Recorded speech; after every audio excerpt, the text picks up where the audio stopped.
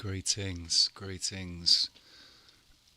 Excuse me. Don't know who's here. I didn't know who's here. No, that's not the one. Let's go and have a little look. Well, Sergeant Bunbun, if you're still here, and Bernie, if you're still here. Look at that ugly bastard.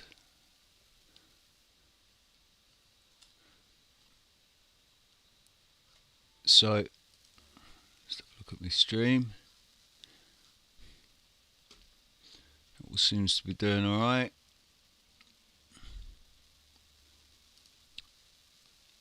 I was watching by smoke and by brimstone, which issued from. I was watching The Real Apocalypse Begins Post 2040, 7 Trumpets from my 1893 Bible by Jason Archaics. And Bernie, I was watching you earlier as well.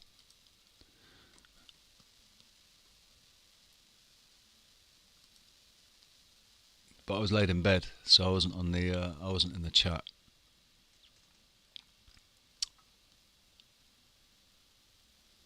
So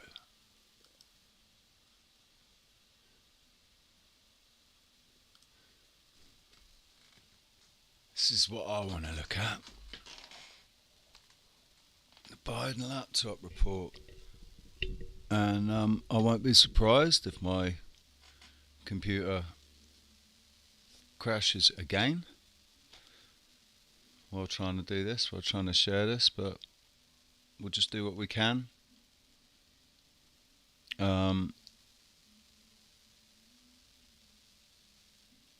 I've gone through the first 33 pages. Illuminati confirmed. I've gone through the first 33 pages and yeah. How this has been allowed to happen is just beyond me, really. This sort of thing. I still think that something profound happened when I had my car accident in 2000, and I was knocked into a new universe or something, and I saw all of the differences, you know. I saw all of the. I was seeing Mandela effects before they were coined Mandela effects, basically. Name changes, place changes, but more so people. The people were different. The people were changed. If I was ever gone from real life to a simulation of real life, that's when it happened. So anyway,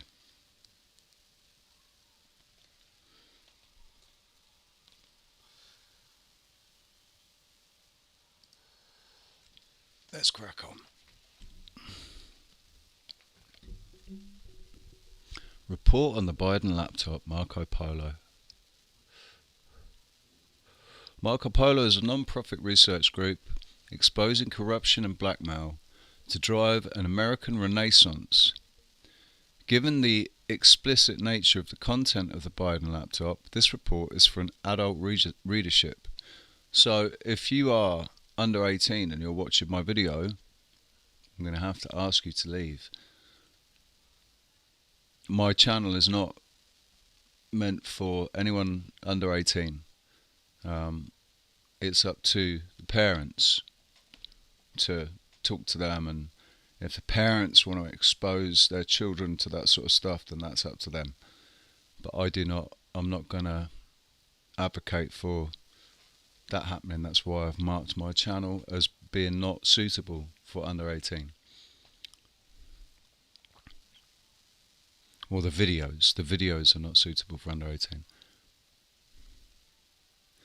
Errors are the fault of the authors alone, and if identified will be amended immediately. Please send all inquiries and or corrections to, and there's his email address. Thy sins, not accidental, but a trade. We looked at this briefly last night. It gives all basically the table of contents. And I read through this background last night, before I got before my computer got zapped. This basically is just detailing how the FBI did a really, really slow. They squashed any investigation.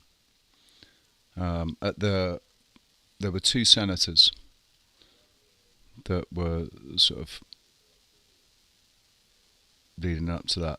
This is this is about one of the agents. To illustrate a point previously alluded to, the non-exhaustive list below of various electronic device scandals and public officials illustrates this national embarrassment.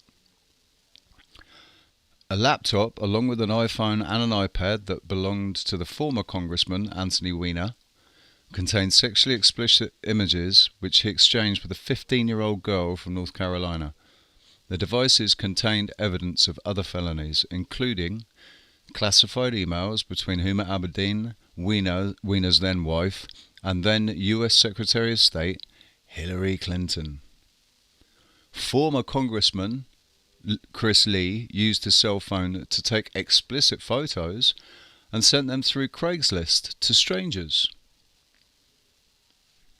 Former First Lady Hillary Clinton illegally used a private email server which she had installed in a closet in her home in New York for official government work while she was the U.S. Secretary of State. As a result, 38 public officials were cited for violations in the criminal conspiracy. Former FBI agents and philanderers Peter Strzok, however you pronounce that, and Lisa Page exchanged hundreds of text messages on government-issued devices about everything from their hatred of Donald Trump and their insurance policy about his election to the logistics of their trysts. Former Congresswoman Katie Hill recorded and photographed her sex and drug binges with staff and her now ex-husband, which led to her resignation from Congress and a failed lawsuit against the outlets that exposed her degenerate and illegal behaviour. Ed Buck, a former mega-donor to Congressman Adam Schiff, filmed and photographed his drug and sex benders with indigent black men, which led to his conviction after two of the men died as a result of Buck injecting them with lethal doses of methamphetamine. And thousands of emails from John Podesta, Hillary Clinton's presidential campaign manager, revealed his associates' participation in seances and secret engagements with international bankers. 141,000 emails on Weiner's laptop that were potentially relevant to the mid-year investigation.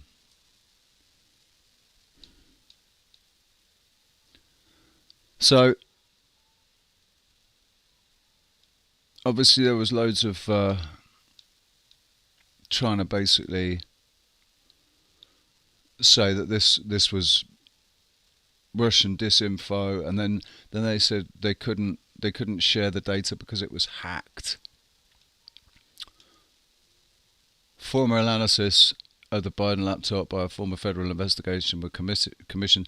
I'm a retired US Secret Service agent and began cyber forensics in 1996, getting certified by the US Treasury CIS 2000 program. In addition to 11 other Secret Service agents, I was the first in the United States to become certified as a computer forensics specialist, and I've been conducting forensics examinations while employed or contracted by various government agencies and in the private sector continuously for 26 years. I have been contracted since 2007 by the US Department of Justice, US Attorney's Office, to conduct cyber investigations and cyber and cellular forensics. I discovered RHB,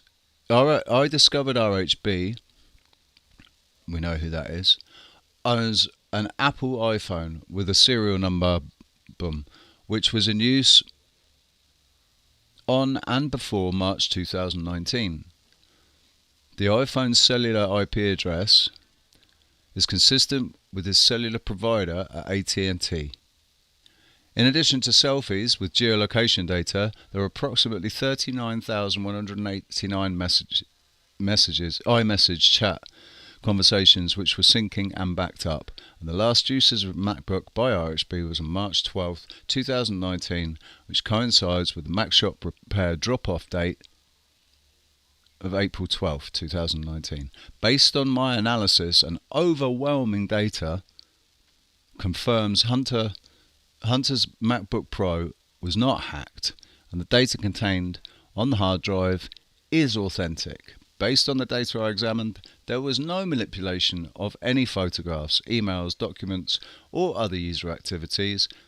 And if I were able to obtain specific information from iCloud, financial providers, cellular carriers, and other companies identified during my analysis, I would be able to prepare an affidavit for any requesting party or agency, including any related testimony. Konstantinos Gus Dimitrilos.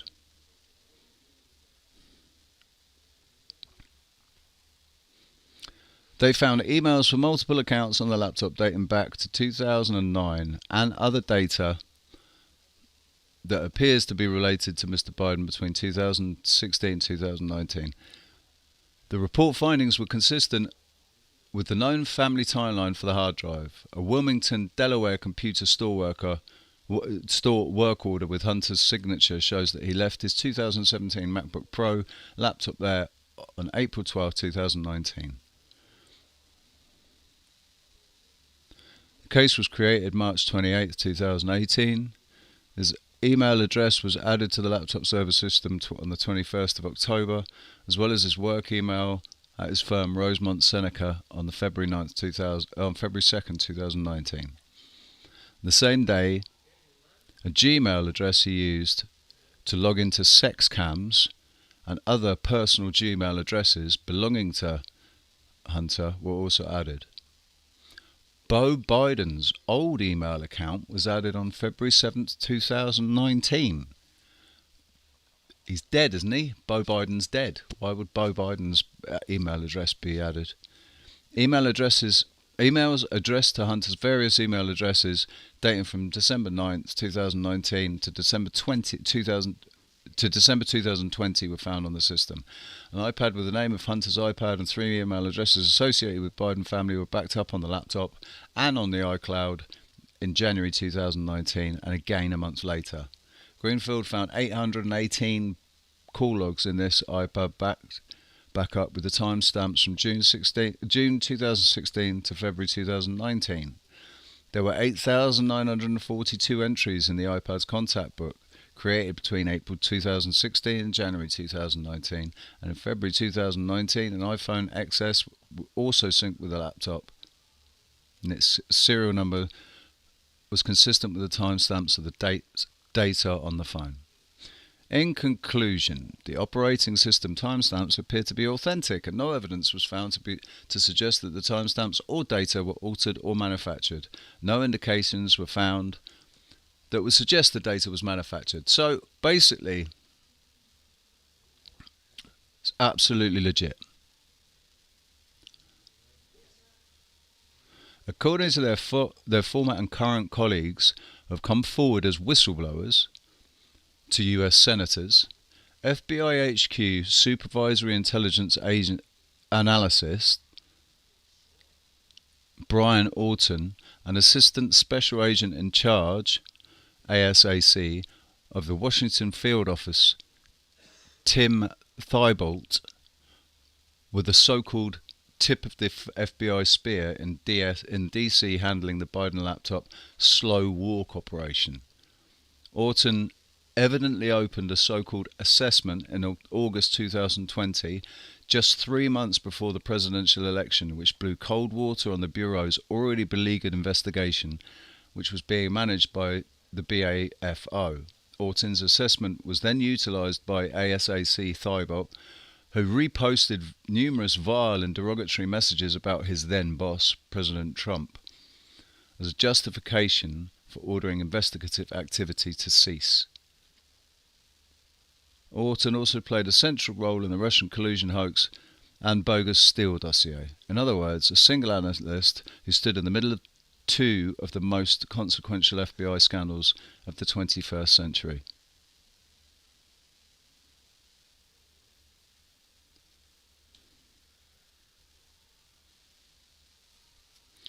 During the same month that SIA Orton cooked up his baseless assessment, two other operatives from the FBI, Nikki Flores and Brad Benavides,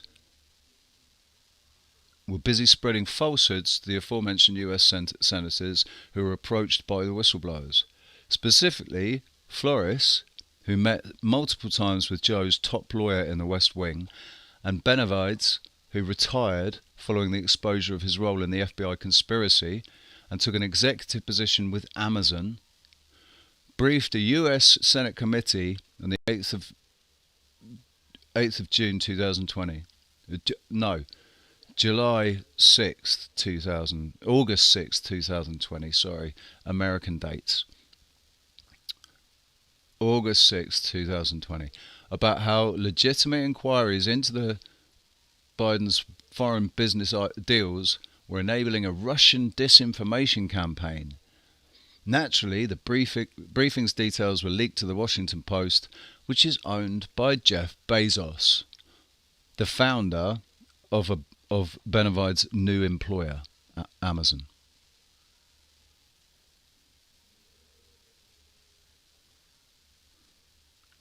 Three weeks before the 2020 election, the New York Post published a story proving that not only were the Biden's foreign business deals unrelated to a Russian disinformation campaign, but also that the FBI had been in possession of the Biden laptop since 2019. When the same US senators who were approached by the aforementioned whistleblowers wrote a letter to the director of the FBI inquiring about this blatant gaslighting, FBI official Jill Tyson responded on behalf of the Bureau saying it had nothing to add and could not provide any additional information.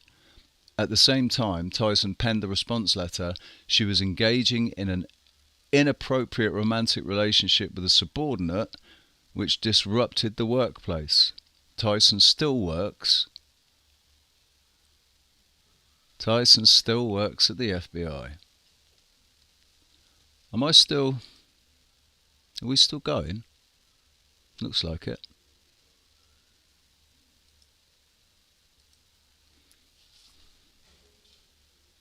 I think that's Tyson there.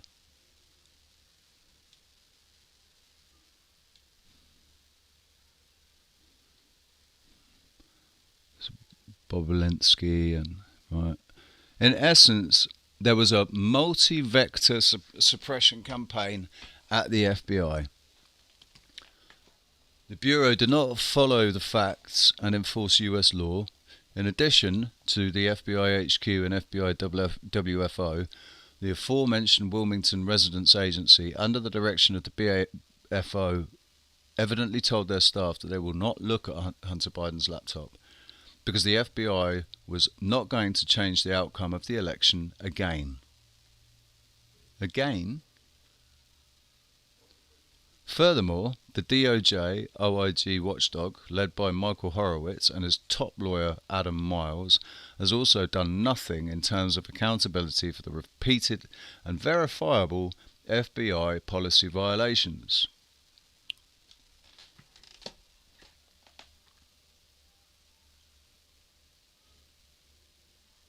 One second.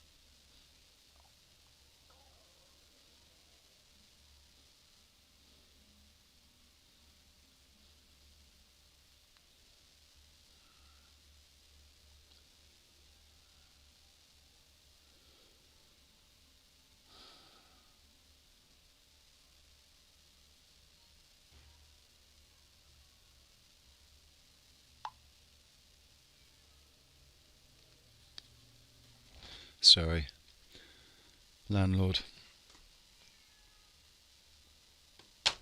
At least he's not bashing my door down, hey?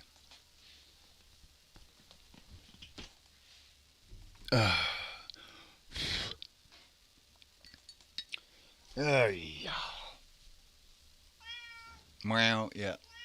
I got the cat screaming because there's no food. The dogs have got food, but the cat hasn't got any food. And the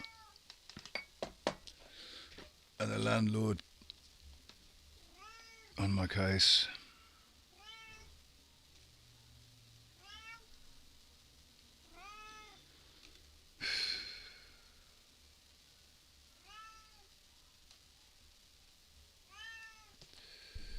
Well, I'm sorry, mate. There is actually some wet food in his bowl, but it smelt disgusting, and he's just turned his nose up to it.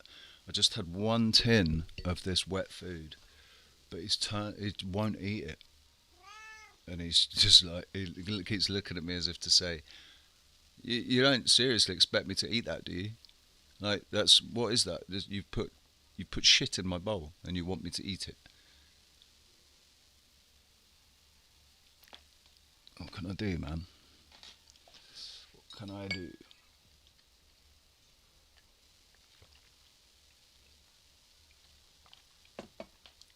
Listen, we're just going to have to take a quick break.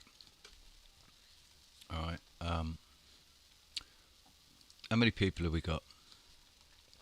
How many people have we got watching?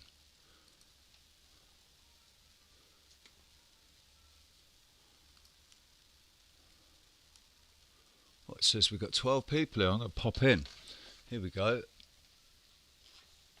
So, Guy Fawkes, how you doing? Bane Bear, Sergeant Bun Bun. Marco Polo report, yes, mate. You have a different report from October 2020. That was an early report. Hey, India, how you doing? Nigel, how you doing? Bernie, if you're still here, Sergeant Bun Bun, and Booyaka Shah, Leafy. Good to see you, mate.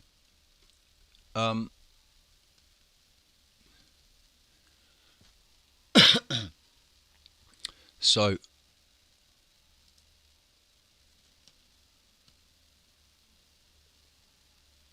sorry, let me just do this.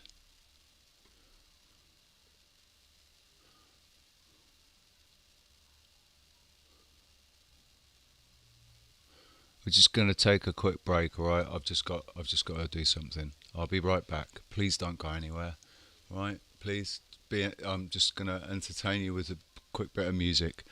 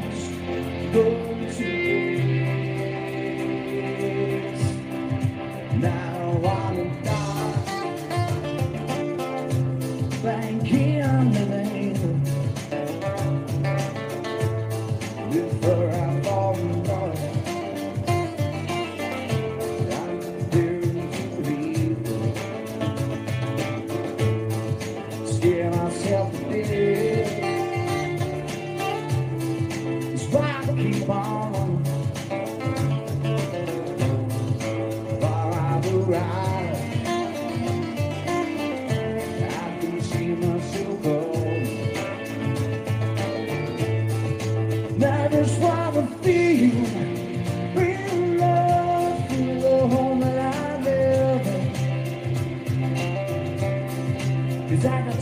life running through my veins, going to waste. Now I need to feel love, feel the love of joy. Cannot get enough.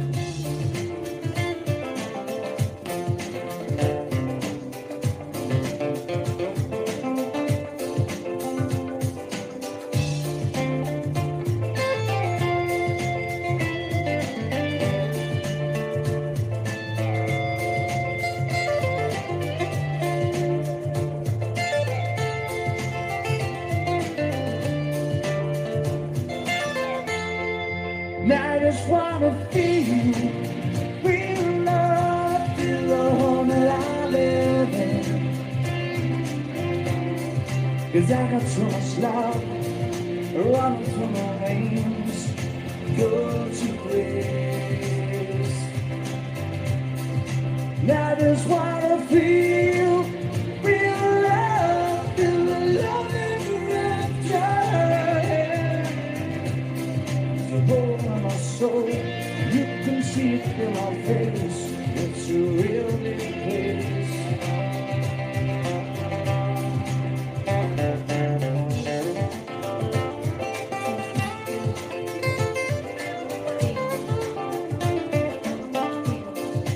Come on, hold my head.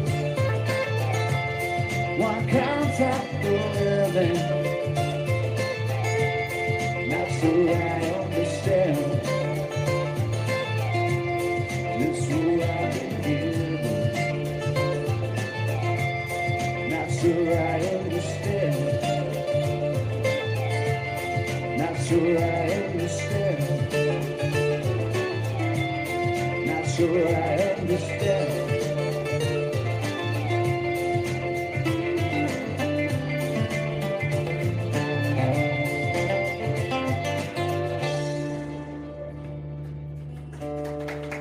Mr. Robbie.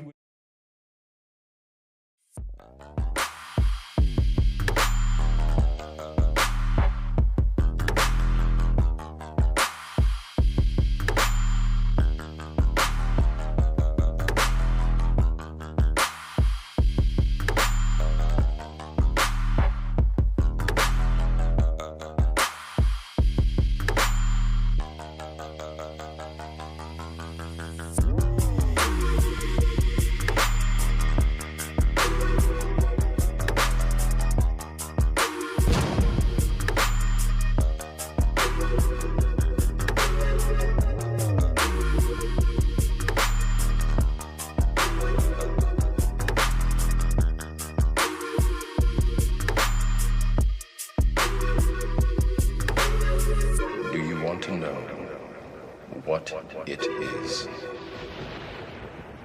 The Matrix is everywhere. It is all around us.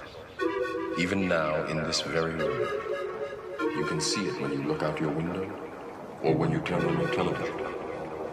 You can feel it when you go to work, when you go to church, when you pay your taxes.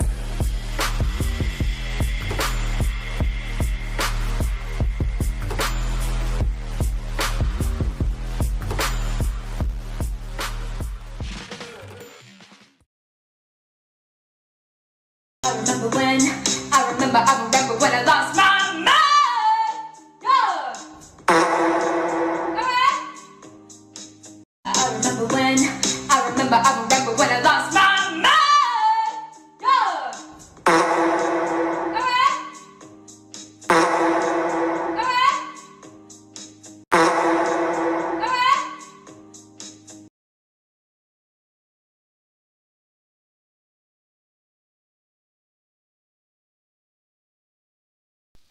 Okay. Okay, back again. Right.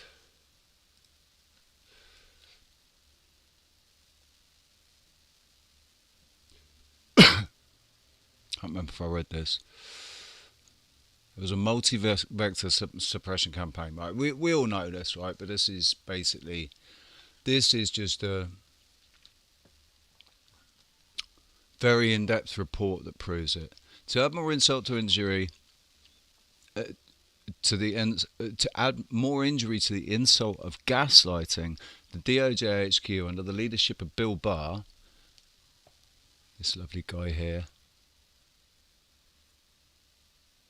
and specifically the U.S. Attorney for Delaware, David Weiss.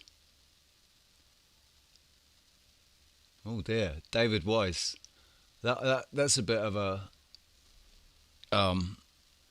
unfortunate coinkydink in the name, isn't it? Because we've got a David Weiss. A lot of people think he's a shill, or controlled opposition, or a gatekeeper, or whatever. I've spoken to David, and I think he's a nice guy. And I think if he is a shill, he's not working for. He's not a bad guy. If there's a good side and a bad side, he's working for the good side. The reasons for slow walking the investigation put forth by the DOJ HQ were about avoiding election politics. Yet the DOJ HQ's delay was itself a political decision, as it withheld key information from voters. Said differently, if not for the Biden surname, members of the family would have been treated much differently. Justice delayed was justice denied. Barr and Weiss both delayed justice. As was the case in many previous instances, Hunter's surname got him out of a serious pinch, at least for now. Having received cover from the DOJ after the 2020 election certification vote on December 8, 2020, Hunter released a statement filled with doublespeak. To ensure that the federal investigation went nowhere uncomfortable for Hunter, Joe appointed the colleague of Hunter's attorney to be the chief deputy of the DOJ's criminal division on his first full day in office. Tellingly, Nick McQuaid has refused to recuse himself from the investigation into the Bidens. To map out how this illegal influence operation worked, Chris Clark, Hunter's attorney, and Nick McQuaid both worked at Latham & Watkins, a law firm. The pair argued cases together, so spin doctors in the media cannot reasonably claim that Latham & Watkins is just a huge international law firm where Clark and McQuaid barely interacted. In one of his first acts as president, Joe appointed McQuaid to help oversee the division investigating his own family. The criminal division at DOJ HQ oversees the U.S. Attorney's Office in Delaware. That's where Biden's from, isn't it, Delaware? In short, McQuaid likely violated 28 FCFR 45.2 by not recusing himself from the investigation. McQuaid's boss at the DOJ HQ, Ken Polite, did not publish an opinion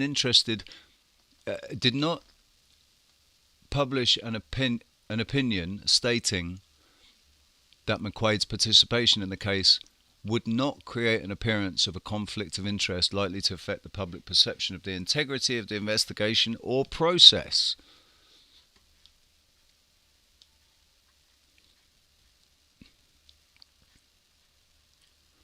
So, Hunter has moved on to other shady activity by joining perhaps the only industry that is more corrupt than his lucrative gig in the Ukraine energy sector: art dealing. Hunter's dealer, a portly cinephile and bankrupt former felon named Georges Burgess, boasted about his group of about 25 collectors, most of them overseas, and that he has been inundated with calls from collectors eager to buy Biden's art. Hunter has plans to host an exhibit with the self-pitying title of Under the Microscope, which will be sponsored by the Burgess Gallery. Even with well-documented money laundering issues and other criminal activity that has occurred in the art industry for many decades, Burgess considers Hunter's artwork to be more consequential than Joe's public office. Quote, I believe that he, as in Hunter, is going to be considered a great artist of this century. His father, Joe, will be known, of course, as a US president, but most importantly as the father of a great artist.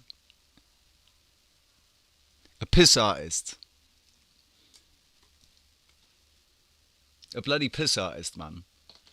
With Hunter's new scheme all set up, it was richly ironic that his own father's administration released a report in December 2021 that actually told the truth. The art industry has a built-in opacity, lack of stable and predictable pricing, and inherent cross-border transportability of goods sold, which makes the market optimal for illicit value transfer, sanctions evasions, and corruption.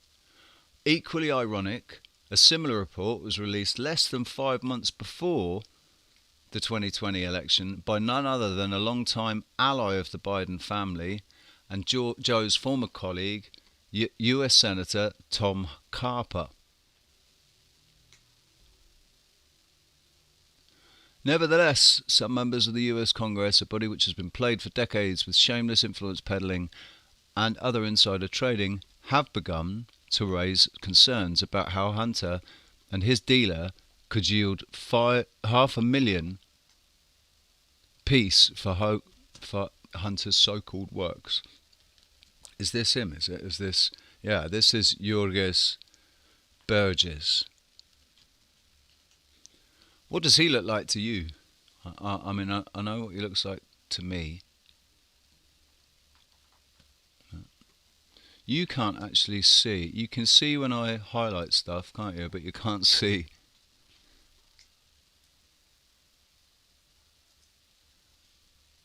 I hope I didn't just wipe all my other...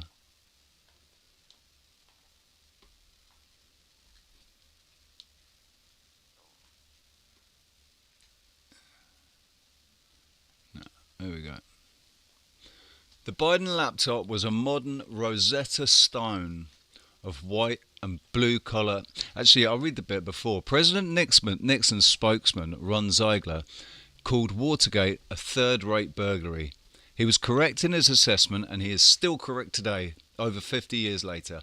The illegality contained on the Biden laptop surpasses whatever the Committee for the Re-election of the President supposedly did.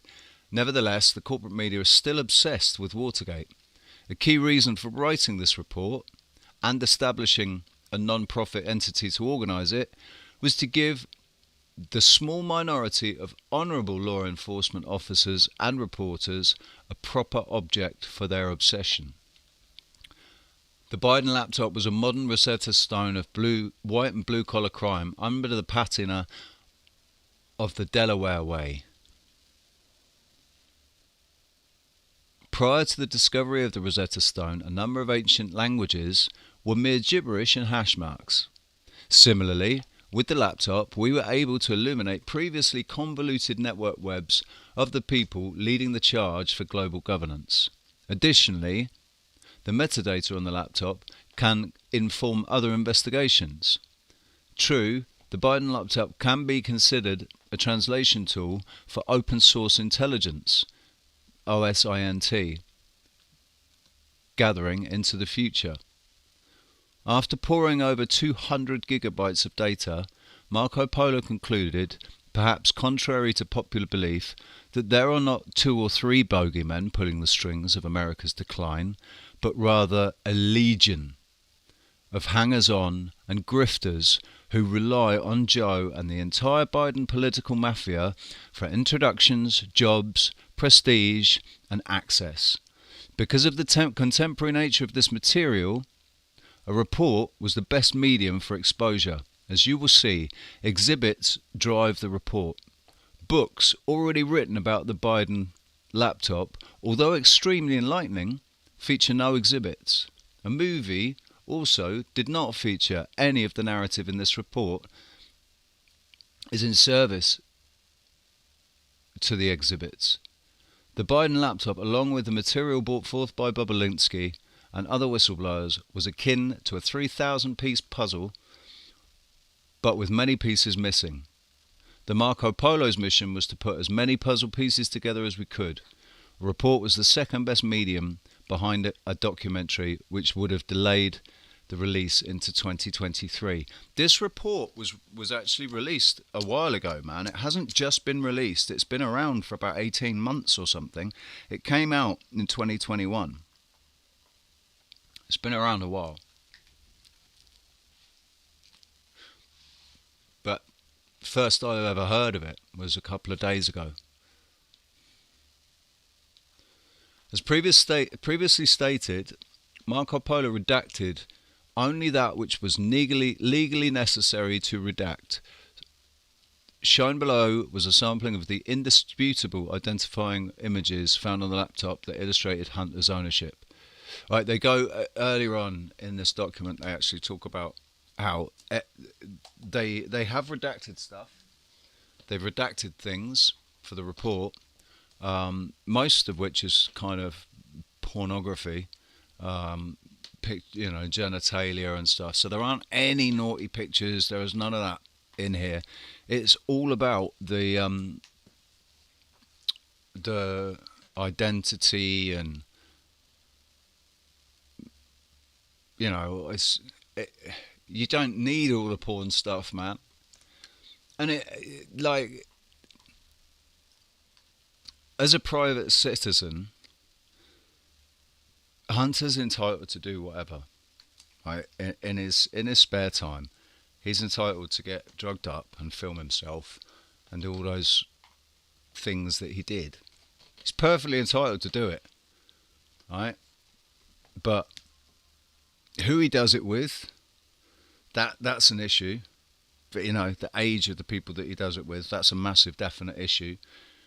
And then all the other stuff that he's been up to is blatantly illegal. Like, if you're not breaking the law, other than to, buy illicit drugs, if that's all you're doing is buying drugs for your own personal consumption, you're not making anybody else take them, you're not, all you're doing is messing around with yourself. Everybody's entitled to do that. We're sovereign beings. You can do whatever the fuck you want, as far as I'm concerned. Do whatever you want with your body. It's your life. And that does go for everything. Like, if a woman, that's not saying that I support abortion.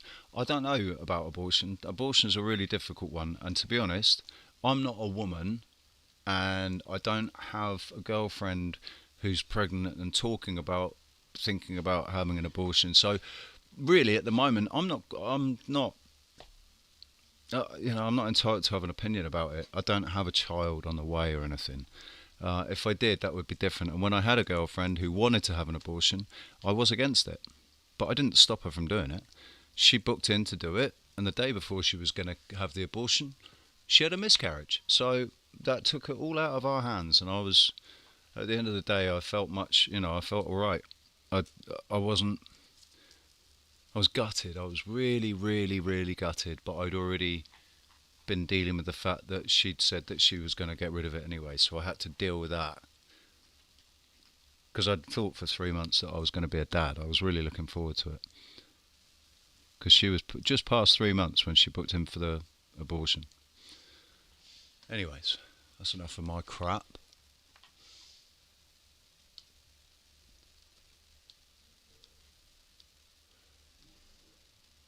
It's about his life insurance policy, a copy of his birth certificate, the social media oligopoly. Oligopoly, is that even a word, man?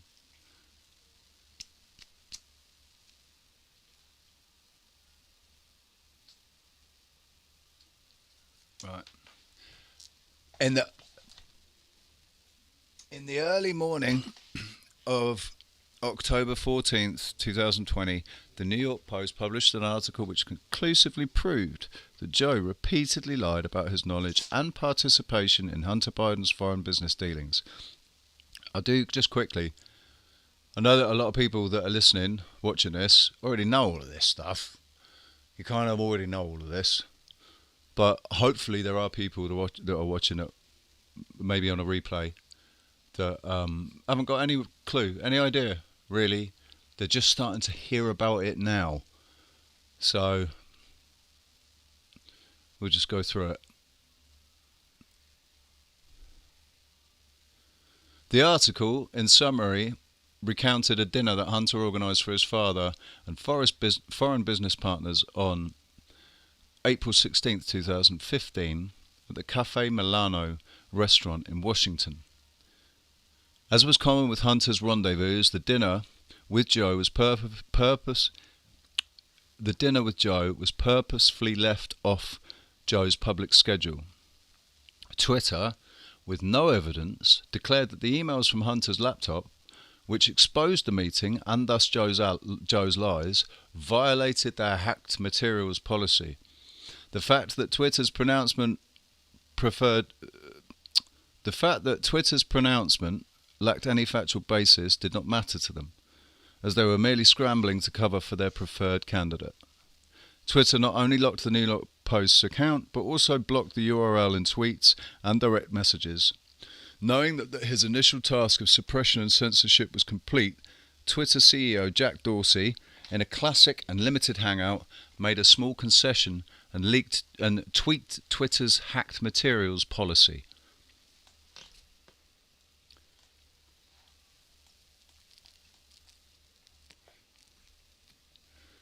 This concession, of course, did literally nothing to rectify the situation or otherwise clear MacIsaac's name. After all, MacIsaac was bombarded at his repair shop with animal feces, threats, negative reviews, and accusations of being a Russian plant. Twitter's unofficial in-kind campaign contribution to the Biden camp was not their only form of support. Executives at the company donated almost exclusively and handsomely to Joe and the Democrats. More of the same suppression occurred at Facebook. CEO Mark Zuckerberg, during his sworn testimony to Congress, gave clues as to what went down behind the scenes. Zuckerberg admitted that the IC, federal law enforcement, and other executive agencies proactively contacted Facebook to let them know about the incoming reports concerning Biden and to view them with suspicion. Andy Stone, Facebook's then policy communications director and a former press secretary for the Democratic Congressional Committee, was ecstatic to receive this tip from the IC, and he worked to suppress the story. The false information laundering can be displayed by the following diagram.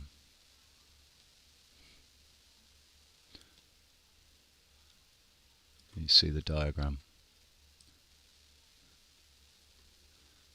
The false information laundering was perpetuated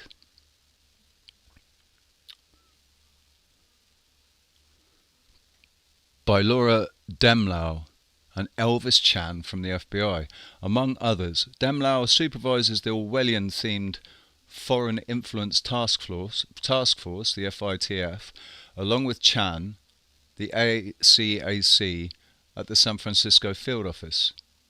Demlau believes that it is her civic duty to censor, and she told other feds that critical thinking seems to be a problem currently. Laura Demlau doesn't like critical thinking. You shouldn't be thinking critically. Don't think for yourself. You're a thought criminal.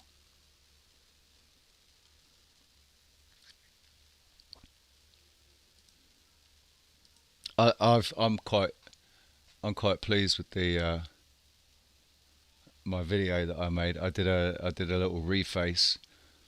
So, because at the end of that, when he said, "You're a thought criminal," and the guy just smiles at him, doesn't he? So I did a little thing saying, "Yeah, and damn proud of it too, son. I am a thought criminal." I refuse to think what anyone tells me to think. To add another injury to the insult of censorship, Twitter locked the White House press secretary's account. In a scene that could have been plucked straight out of an Orwell novel, Twitter allowed the following message from the former Malaysian Prime Minister, Mahathir Mohamad, to stay up on their platform just 2 weeks after their scheme favouring Biden. Muslims have a right to be angry and to kill millions of French people for the massacres of the past. Quote, the platform even released an accompanying message. Quote, this tweet violated the Twitter rules about glorifying violence. However, Twitter has determined that it may be in the public's interest for the tweet to remain visible. Close quote.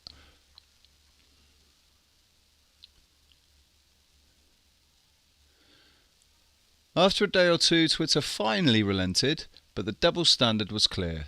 Whenever damaging material was released about those who favour global governance, they censored the material with Pavlovian dog-like speed. When those in a protected class sanctioned genocide, they allowed it. The technology and social media oligopolies' censorship, although abhorrent, is still legal. It has been going on for a decade. Republicans who waxed ad nauseum about the oligopolies' censorship controlled the federal legislative branch for 2 years preceding the situation. Therefore, hearings and crocodile tears shed after the fact did little to convince would-be supporters of their sincerity. The oligopoly is harmful in every respect to the American people. Their antics are Bolshevistic, and suppression of the Biden scandal did nothing to prevent it. This situation will continue to degenerate unless an honest legislator reads about the history of public utilities in the United States. Intelligence community gaslighting.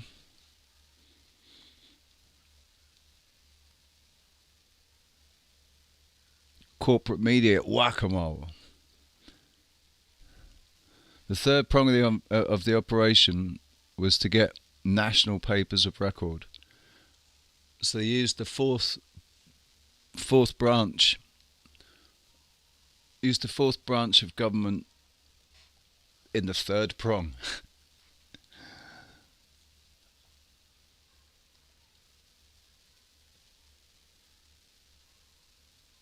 We all remember what happened, man. We all remember it. Guerrilla journalists at Project Veritas infiltrated CNN and discussed and listened to their internal conference calls. During those calls, biased media operators such as David Chalian gave marching orders to the CNN news desk, calling the Biden emails an effort to throw stuff at the wall in the closing days of the campaign, and that CNN obviously was not going to cover the story. Additionally, on the morning of the final presidential debate, NBC was using the exact same talking points from the former Spooks statesman in order to lie to their viewers, calling the emails hallmarks of foreign disinformation. On CBS this morning, John Dickerson and his co-panelists shrugged off the Biden family's numerous scandals, asserting that they didn't think it matters a great deal with the voters. Man, I remember when this was happening. I remember when this was bloody happening. It was only a couple of years ago. I remember how fucking angry I got, man. And because I was getting censored. I was sharing about the fucking Hunter Biden laptop. As soon as we heard about it, I was sharing about that, and I got a strike. I got 2 strikes for it. I got fucking, oh man, I couldn't share anything about it. Nothing. They just delete videos without giving me a strike. Like, I load videos up and they wouldn't be there. There'd be no email from YouTube. They just take them down. We are battling a great beast.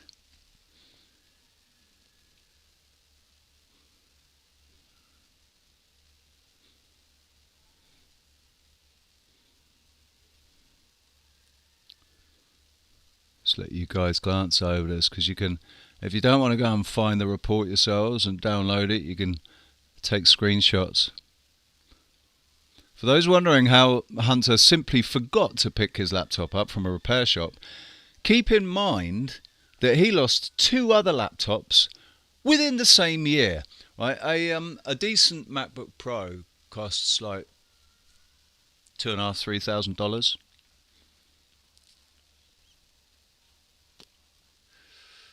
This guy spends money. It runs through their hands like fucking like sand, doesn't it? Money just runs through their hands like sand.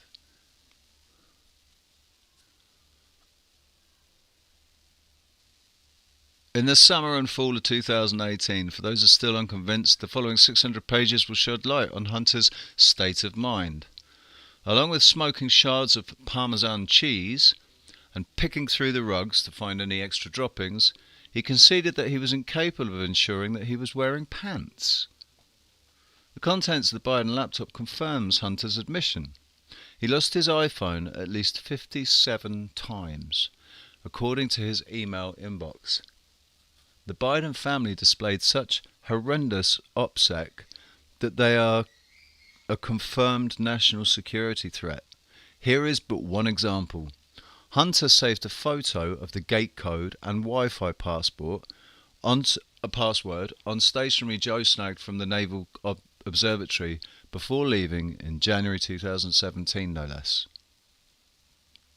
At Joe's palatial estate, a rental home along the Potomac River on Chain Bridge in McLean. As you will read in this report, the pimps that Hunter patronised and the women he used would exploit his carelessness and could still, to this day, use similar information to America's detriment.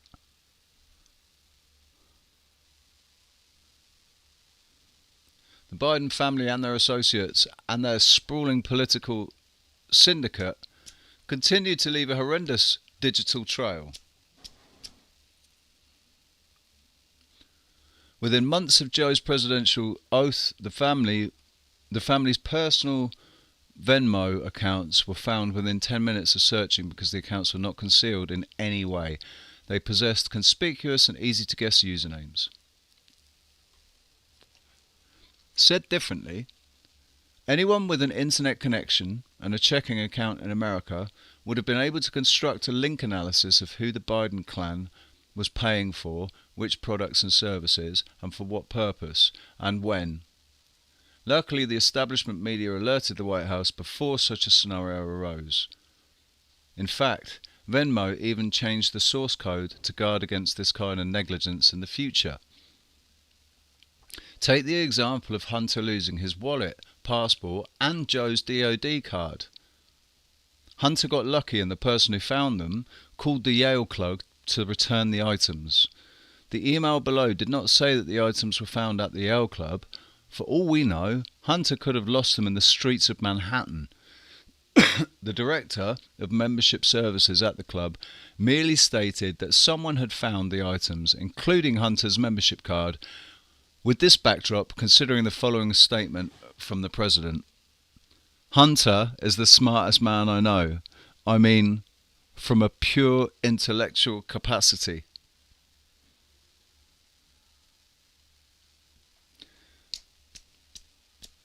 You see, that's what happens when you take a lot of drugs, and also when you drink. But alcohol is a drug, right? So let's just stop. Let's just stop with that, shall we? It's drugs. Whether you're drinking or you're popping pills or you're snorting it or you're smoking it or you're injecting it, it's drugs. Doesn't matter what it is. Fuck this alcohol thing. I'm not going to bother calling alcohol anymore. It's drugs. End of story. Full stop. And that's it. It's drugs. So, when you live a life where you're taking drugs regularly, like mind-altering drugs regularly, weed doesn't really fit into the same category. because it doesn't.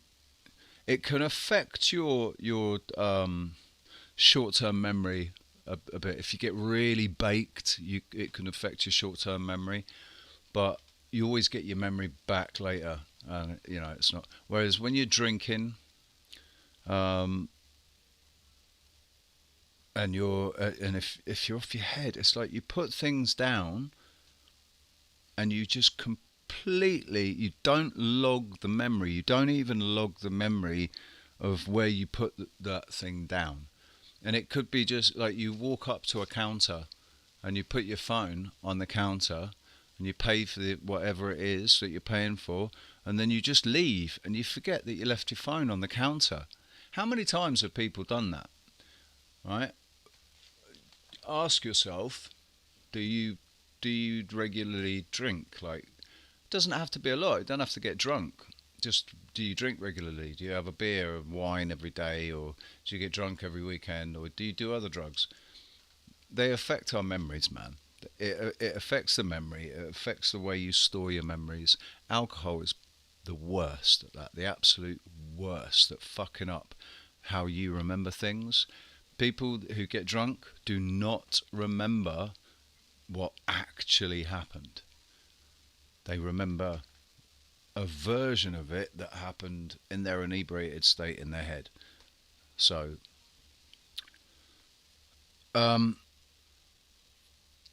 it's not surprising he's lost his phone 57 times, because he's just walking around, he's off his head, like smoking crack, man. That's way heavier than just snorting it. That's heavier than just snorting it. Just snorting it is bad. It's bad enough, but smoking crack is mess your head up, completely mess your head up. I've tried it. I have tried it. I did it when I was in my 20s, and then once more when I was in my 30s. First time I did it, I didn't really notice anything, and I was off my head on other stuff anyway. And then the next time when I did it on its own, and I can see what the pull was straight away. It was very nice, but we didn't have very much, and couldn't afford any more, thankfully. So that was it. And I didn't bother getting it again, because I know what I'm like. I know what I'm like, man. The last thing I wanted to do was become a fucking crackhead. And I think if you smoke too much crack, you become a crackhead, whether you want to or not.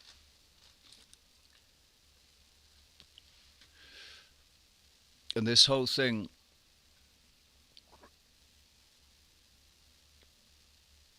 with Hunter and the sex and the drugs, some drugs make people just really fucking horny, and they've got no scruples, and they've got, it happens. That doesn't mean that you have to completely, like I said, underage, still well clear. Don't go anywhere near. That's fucking disgusting and wrong. But adults, fucking hell, do what you want, man. Do what you want. It's your body.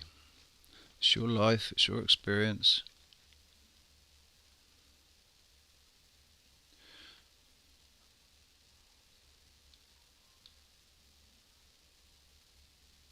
In spite of the fact that the family's patriarch is now the most powerful man on earth, the carelessness that the clan exudes has continued unabated. Earlier this year, Hunter's daughter, Maisie, dropped her wallet, replete with the P2 and other sensitive information, in a parking lot, not in LA, but again, Joe's progeny lucked out. The person who found the wallet did not seek to capitalise on it, but returned it.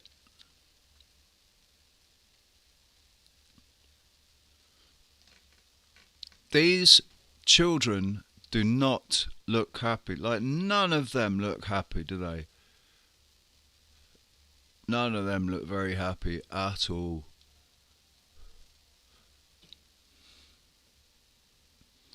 Here we go. The timeline. This is brilliant. This timeline's brilliant. Just before we go into the timeline, I'm gonna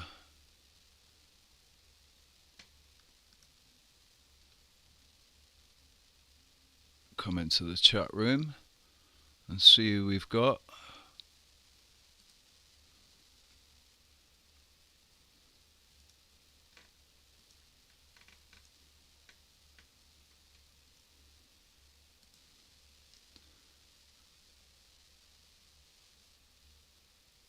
You can't bloody see it, can you? You can't see the chat room. Right, hang on.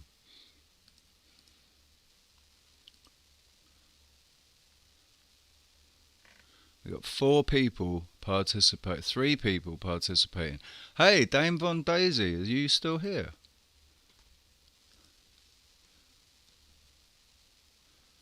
I just want to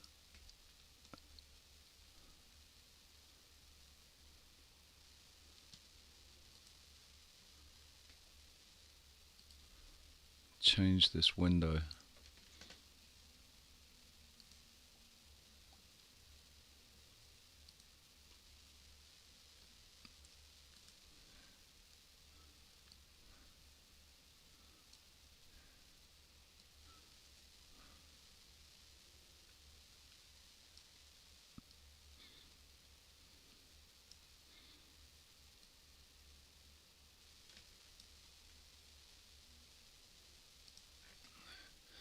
There we go.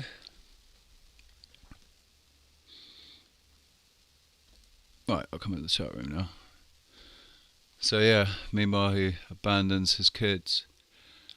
Gigi, how you doing? Have a wrench. And Dame Von Daisy, great to see you. Guy Fawkes, great to see you, man. Sergeant Bun Bun, Leafy, Just JP. Who's still here?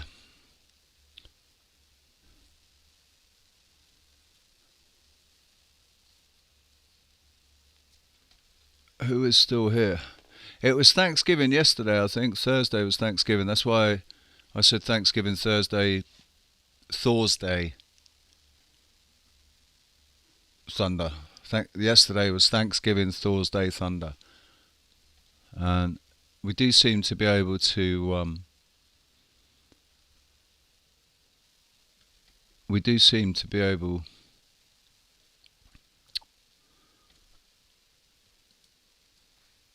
still going. My computer, I know I'll speak to you soon, but it's still going.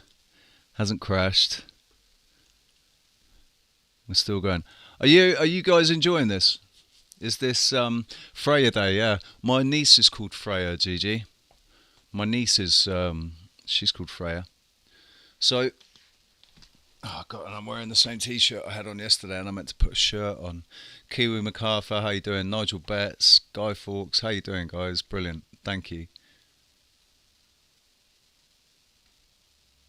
Absolutely, Daisy. All my most beautiful are here. I always say that the ones that any like whoever's actually here and watching and listening, you're real. You're real people. Right, and there's hope for you because you're listening. You're on the same. Even nah, man. I think there's people that sit there just to basically they don't necessarily believe anything that I'm saying. There's just I don't know.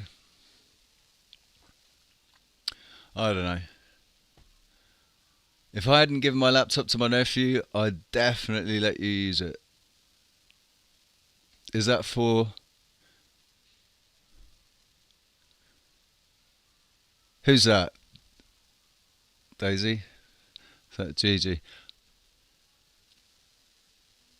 Freya, I'll tell you what, Freya, I'd never even heard that name Freya before my niece. And my sister said, yeah, we're gonna call her Freya. Her name is Freya. I was like, what? Freya? What the fuck? And so I looked it up and I was like, oh, no way, Freya. She's a Norse god.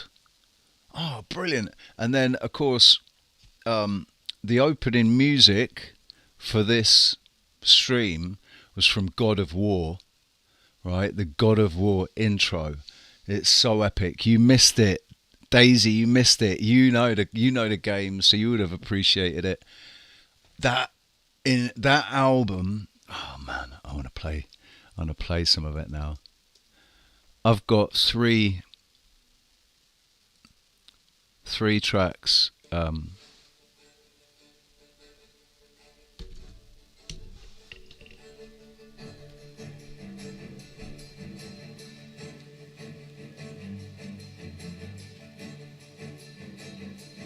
I bloody love this. I love this style of music.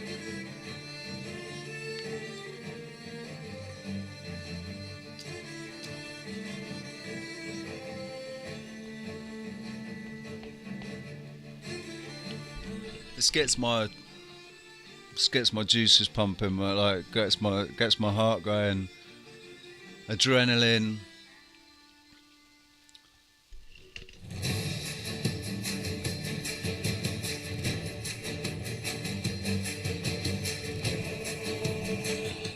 Bloody brilliant, man.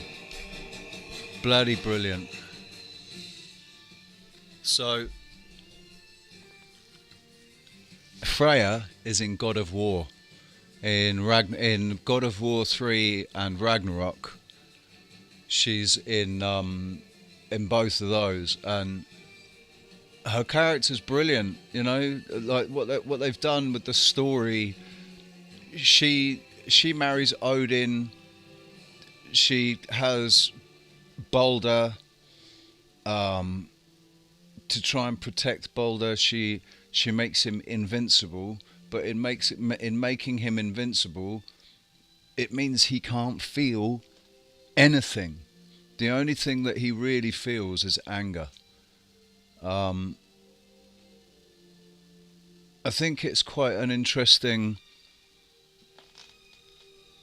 take on a psychopath, isn't it? Like, I feel bad. I feel bad for psychopaths and full-on sociopaths. I feel badly for them because maybe not so much for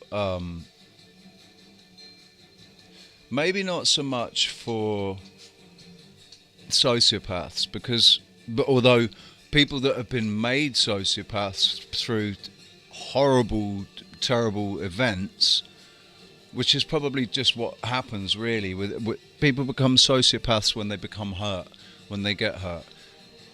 Sociopathy, I had when I had it in 2002 when I was sentenced, I went for a pre-sentence report, and I meant going to a psychologist and a psychiatrist and having a personality assessment, you know. And they determined that I had very mild sociopathic tendencies. I think I was so disconnected. That was when I became, and it took me a long time to actually get control, but for a while I shut off after my car accident, for obvious reasons. What a very fitting change to the music.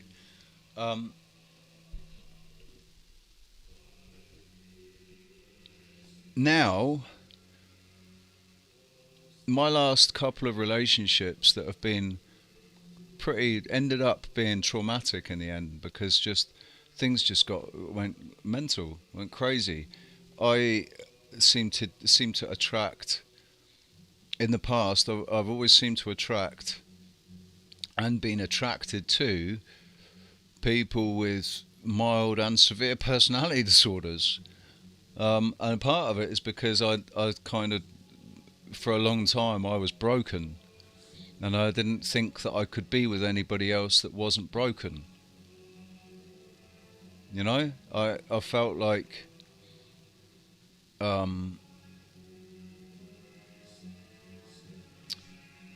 I felt like normal people just wouldn't be able to cope with me or deal with me, and because I was broken, it helped me understand other people that were broken and have sympathy for, you know, for people who just didn't, who were paranoid or who hated themselves. Or my ex-wife, she hated herself, man. She hated herself. She used to self-harm. She attempted suicide a couple of times, although it wasn't a very meaningful attack. It was just literally, it was her saying, "This is how bad things have got. I just want to die, and I'm just going to take tablets." But what she took would never kill her. Like we were saying the other day, the thing about overdosing is, it's not like it is on the movies. You can't just take a packet of pills and think that that's going to kill you. You can't just take a packet of paracetamol and think it's going to kill you. It might, like, if you take a whole bottle of paracetamol, it might kill you eventually if you go untreated. But if you do that, you are going to die in agony, in absolute fucking agony, as your internal organs shut down, starting with your liver. When your liver shuts down, the pain is going to be like nothing else that you've ever experienced in your life. So it's really, really, really bad idea, because they lie in the films. They lie to people in films. And once again, like I said yesterday, if anybody's feeling like that, then please talk to somebody. Either call up a helpline or something, speak to a professional, or speak to somebody else that's been through it and come out the other side and kind of can see what's going on. And my door's always open if people are having horrible thoughts. I was having horrible thoughts for 16 years, and it was a very decisive moment where I took control of my own perception of what was happening. And that's essentially all you have to do, is take ownership of your perception and know that your perception can be whatever you want it to be. Like, you can perceive things however you wish to perceive them, and there might be things going on in your life that you feel you are forced to perceive things in a certain way. But if you can always remember that there's always more than one way to perceive something, because there's always there's perspectives, isn't it? And when you're in the moment, you can't see the wood for the trees when you're in the moment. So unless you can detach in the moment and look at it from objectively from the outside and make a more, you can think rationally.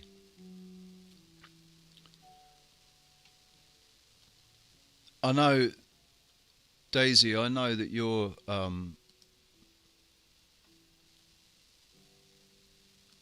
me smooth that. You help people as well, don't you? But you work more with children. Just seeing your comments. Guy, your ex wasn't a sociopath, she only hated you. Yeah. Not broken, just cracked, and now the cracks have been mended. Well,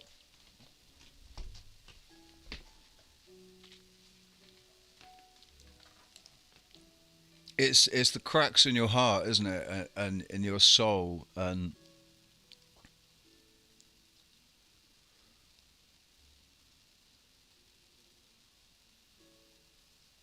I think that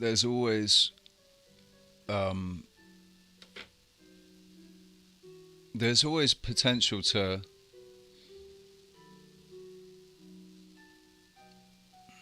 It's not really like bones. When you break a bone and a bone heals, it overcalcifies and it becomes stronger afterwards. But your heart is a little bit more fragile. And if you're not able to detach, but not disassociate, don't. The difference between disassociation and detachment, profound. If you being able to detach in the moment is incredibly difficult, but it when you do it, you look like a sociopath. Like that's where I say like I have a switch. I have this switch. I didn't always have it. I've only had conscious use of it over the last 6 years. But it is a switch where I detach emotionally from what's going on. But I can only do it in certain situations. There's only been one scenario that I've been able to do it in, and that's it with a girlfriend that's been making ridiculous accusations and getting paranoid and just treating me like shit, checking through my phone, accusing me of cheating or thinking about cheating, and like anyone that here we go. I forgot to take the adverts off of this, didn't I? What's the easiest way to get in touch with nature? Do you just head into the woods? Live off the land?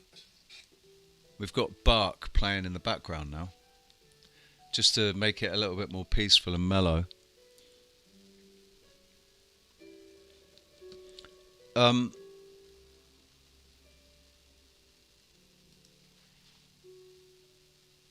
I've kind of lost my train of thought, but let me just look at what you're saying. Where energies flow, these things go. Yes, and where attention goes, energy flows. That's like the cardinal rule. Where attention goes, energy flows, man. Never imagined I'd make it to 30, to be honest. Right, Daisy. When I was before I had my car accident, I was 23 when I had my car accident. Before my car accident, I basically I was pretty convinced that, like, I mean, I when I say I was pretty convinced, I just knew in my heart something was telling me I wasn't going to live to see 25. And then when I was 19, I got attacked and nearly killed by these three lads who deliberately curb stomped me, fractured my skull, depressed fracture to the base of my skull, and was unconscious for a while. It wasn't a coma, but I recovered, and I was okay. And I thought, rah, yeah, I'm not going to live to see 25 when I was 19. But then when I was 23, I had my really bad car accident, and it was after that, a while after that, I was like, I'm going to be older than 25. I'm going to see I'd see, and I thought, wow, that's what it was. Like I was predicting a moment where I was going to die, the car accident, and my consciousness shifted realities, or shifted dimensions, or into a different universe. Like, so my idea about parallel universes, right, I think is a really strong idea about parallel universes. So basically, I'm me and you are you, and everybody is themselves. I have my perception built on my own experience and my own discernment and my own intelligence, emotional, intellectual, all of it. That's, you've got me and my version of the universe as I perceive it.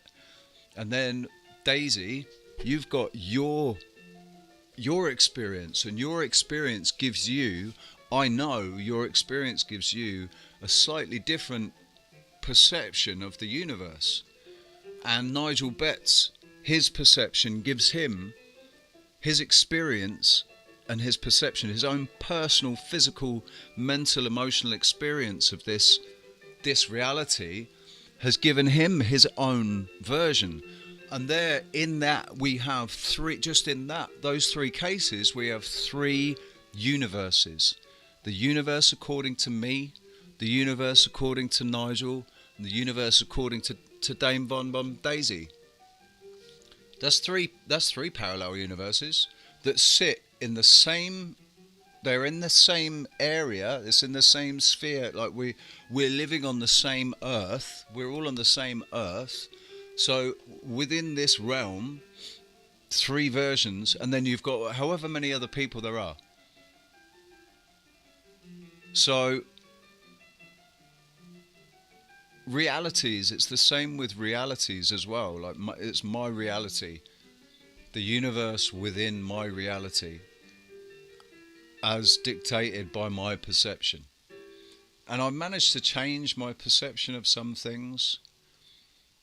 One of the best examples would be I changed my perception of Donald Trump, because I didn't like the fact that I couldn't even look at the man's face or hear a word come out of his mouth.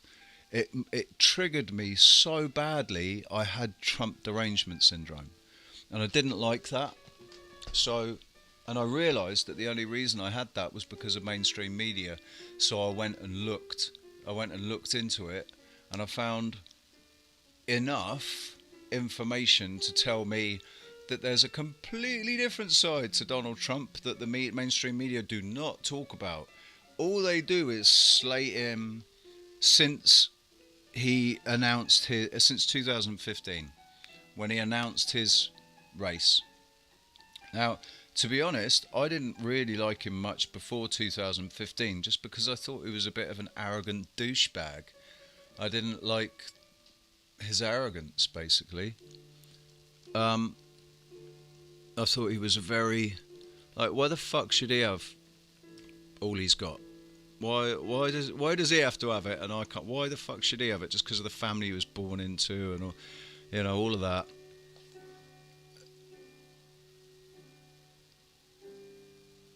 I've got an issue with entitlement, this entitlement that people have. But let's go back to the Daisy. Listen, it was 20. It was 22 years ago this year. 23rd of December, it will be 22 years ago. That's a whole lifetime. There's been, and I've lived at least 3 different lifetimes since then. Like my life, I would say my life has been, I've lived 5 or 6 lifetimes in my life. That's what it feels like. Like where I've got to a point and something's happened and it's all been destroyed, and I've had to build back up from the bottom up, invariably on my own, and I've had to do that like 5 times, and each time it's been it's been a different iteration of the same story again. And I realised in 2017 2017, 18, I realised that the reason my life just kept replaying, and it got to the point where it was on a weekly basis. I was having the same thing happen on a weekly basis, like a stuck record. I was in a relationship that was a stuck record, and I realised, I'm meant to make a decision here. I'm meant to do so. I am meant to change something, and if I can't, and it was all about letting go. And I realised, like, it was the universe trying to make me let go of something, like a relationship. I had to finish the fucking relationship. I had to end the relationship. It was not a healthy relationship, and I didn't want to be in it, but I was still in it. And it was basically the universe saying to me, why the fuck are you doing this? Why are you doing this? Like, why don't you just end it, man? And I did. I managed to do it. I ended it, and I felt really good about myself afterwards. Like, it was the right decision to make. So, do you know, my StreamYard is supposed to have, it's supposed to, excuse me, it's supposed to replenish today. I'm supposed to have another 20 hours on it. I'm just thinking, I'd like to get somebody on to come and talk to, but I can't do it in OBS. I can only do it in StreamYard.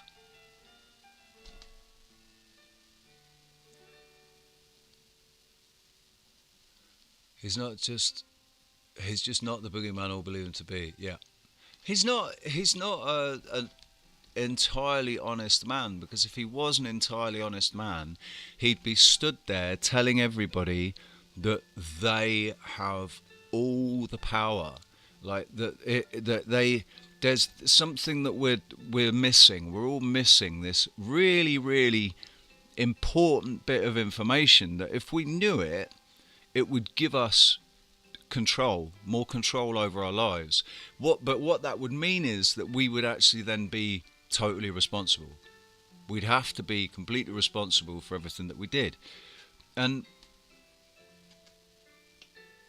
he's just cashing in on the fact that most people really just don't, they just, it's just too much.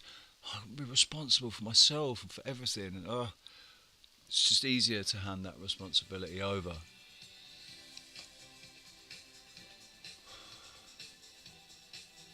I think Trump's time has been and gone. I don't know, man. I don't know. Maybe, but the time travel thing, Daisy, I don't think it's possible to actually physically go back in time and change anything, because if you do, then you go into a timeline that didn't exist, but it's a different timeline. Maybe it was always a potential timeline, but it's a different timeline. So you create paradoxes, and I think it's much. I like Occam's razor, and I think makes much more sense to say that the only time that exists is now. It's the only time that exists, and you can spend now dreaming about the future, thinking about the future, or thinking about the past. But whenever you're doing it, whenever you're thinking about the past or talking about the past or imagining the past, you're doing it in the now. And now is the only time that you can actually do anything at all. So thinking about the past, we're meant to, like, the past is meant to show us where we've made mistakes, and that's why they keep lying to us. and that's why history keeps repeating itself, because if those that fail to remember history are deemed to repeat it. So that's why we keep repeating.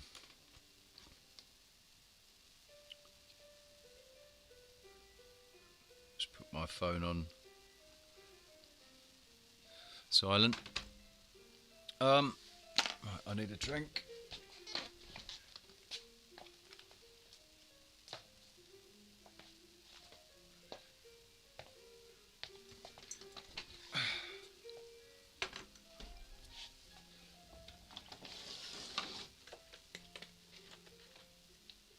Can you hear that? Can you hear bark in the background?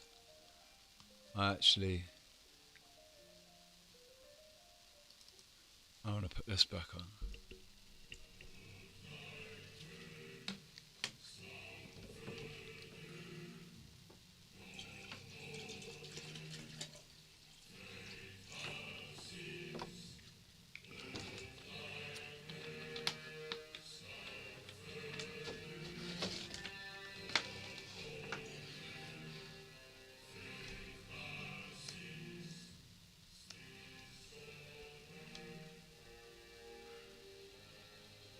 I don't know what it is about. It's quite ominous, scary music, but I love it, man.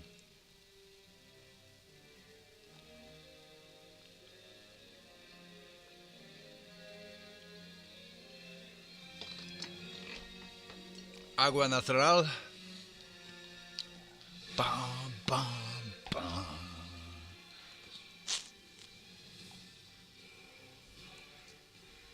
Bloody brilliant. Right. How long have I been going for?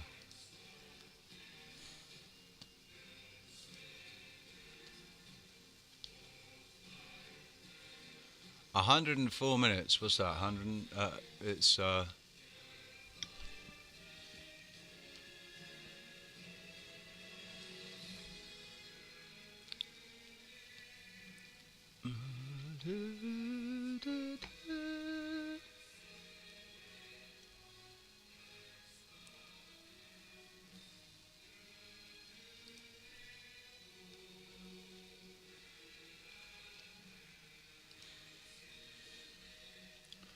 Right, timeline. That's where we were. Looking at the timeline.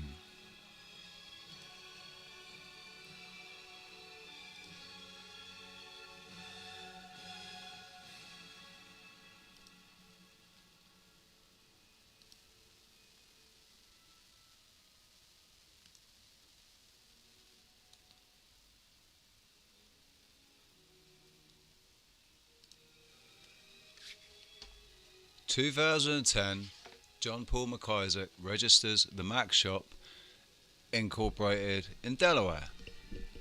2013, May 7th, Hunter received 2 waivers for his age and a previous cocaine offence in order to be commissioned as an ensign in the Navy Reserves at a sedentary post in the Public Affairs Unit. June, a couple of months later, on the very first day of his naval duty in Norfolk, Virginia, Hunter failed a drug test. December 2nd, a few months after that, Hunter flew with Joe on Air Force 2 to China and met with his business partners, which included executives at the state-owned Bank of China, and introduced Joe to one of them. In 2014, February 16th, Hunter and his attorney Thomas Gallagher were notified by the Assistant Secretary of the Navy, Juan Garcia III, that Hunter had been administratively discharged for cocaine use. That means dishonourably discharged. Administratively discharged. He was dishonourably discharged, surely. That doesn't mean that he wasn't dishonourably discharged.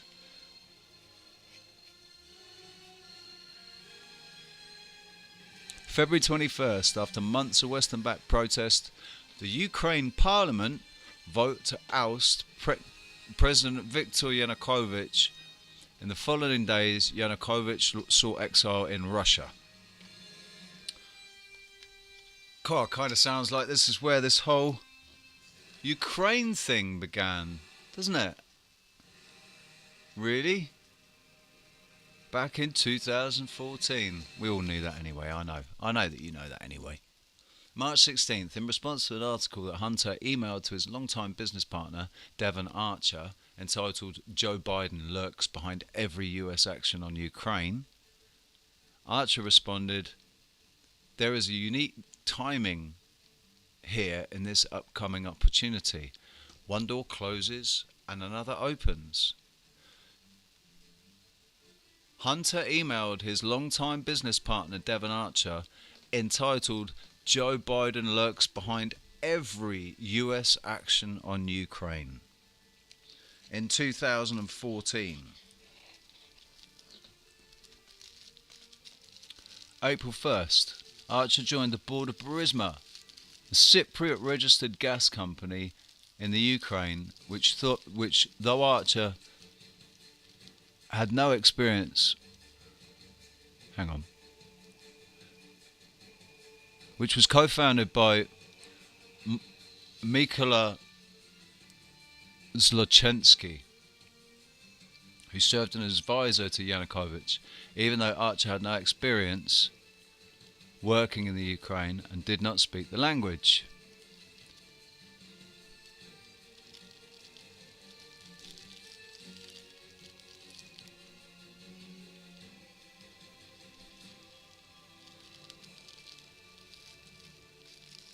So Archer joined the board of Burisma before Hunter. When did Hunter join it? Obviously it's going to say.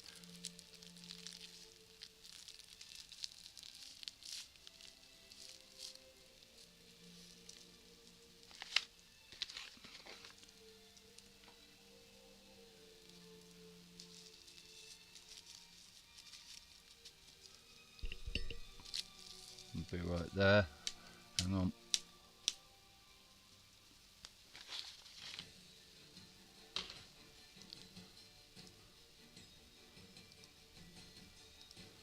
So just rolling a cigarette out of tobacco dust. Right.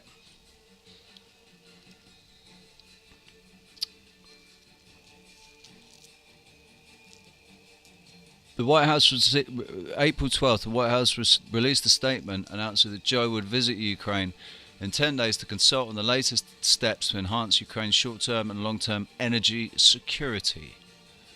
April 12th at 11:43 p.m, Hunter emails Archer for an extremely long memo about leveraging Joe's position as the public face of the US administration's policy in the Ukraine. The Burisma contract should begin now, not after the upcoming visit of my guy, Joe. That Burisma contract should include a retainer in the range of $25,000 a month, with additional fees where appropriate for more in-depth work to go to BSF, Boys Schiller Flexner, for our protection. April 14th. God, this is all happening within days of each other. Archer visited Joe at the White House under the pretense of his son's school project. Hunter joined the board of Burisma, even though he too had zero experience in working in the energy sector or the Ukraine and did not speak the language.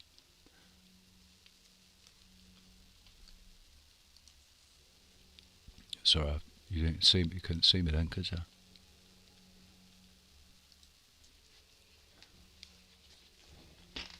April 21st, Joe arrived at the Ukraine. During the transatlantic flight, Joe's staff briefed reporters about the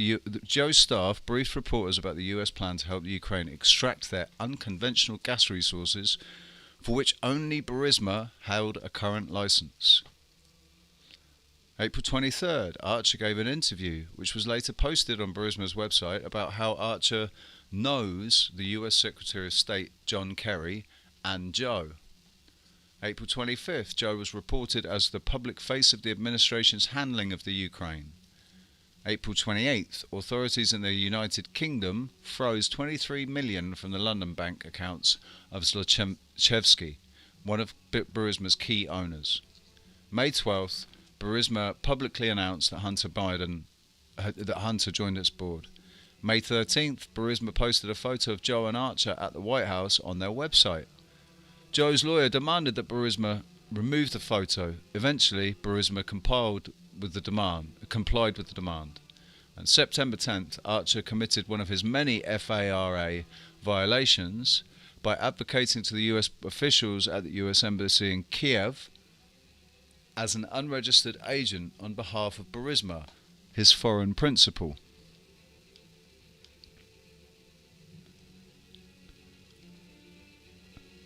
February 16th, that was page 33, I think. 32, yeah, this is 33. So this is as far as I got. Hunter violated the FARA and lobbied the US State Department on behalf of Zlochevsky to strong-arm the Mexican government in an effort to secure safe passage for Zlochevsky. It's a hard name to pronounce. Zlochevsky's trip to Mexico. She was justifiably worried about being denied entry. Vadim Pozharsky, an in-house advisor to Burisma's board, thanked Hunter for the opportunity to meet with Joe the previous evening at the Cafe Milano restaurant in DC. The sitting Prime Minister of Kazakhstan, Karim Massimov, who was recently arrested for treason, was invited to the dinner as well, alongside Kazakh oligarch Kenez Rakishev. December 2nd, Hunter and Archer, along with their ever-present handler, Eric Schwerin, received real-time White House conference call notes regarding Joe's upcoming travel to Ukraine from Blue Star Strategies, whose leaders, Sally Painter and Karen Tramontano, were illegally representing Burisma by not registering as agents of a foreign principal, Burisma, with the DOJ as per the FARA. December 6th, Jones' own staff recommended that he not get into naming names or accusing individuals in response to the potential question, do you think Zlochevsky is corrupt? The New York Times published a story about Hunter and the investigation into Burisma by Ukraine prosecutors. The credibility of the Vice President's anti-corruption message must have been undermined by the association with his son, Hunter Biden, with one of Ukraine's largest natural gas companies, Burisma Holdings, and with its owner, Mykola Zlochevsky. So, that was 2015. 2016.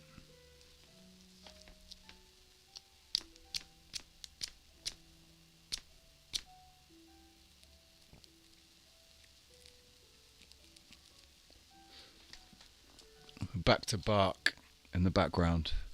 Back to bark in the background. Let me just come into the chat room. Martin, how you doing? Martin, Haley, and Just JP. Good to see you.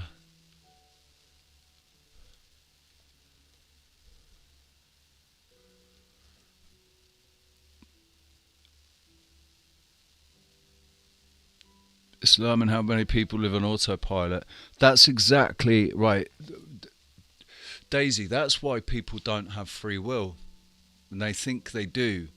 They think they've got free will, but they don't, because all the time they're operating on triggers that trigger automatic behavior, like anything to do with the ego.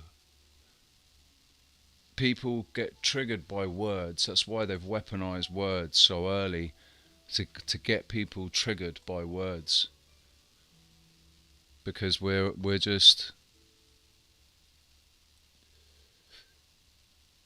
basically automatons until we take control of the thoughts that we have and the things that we do as a result of those thoughts, how we act on those thoughts, whether we react to a situation or we respond to a situation.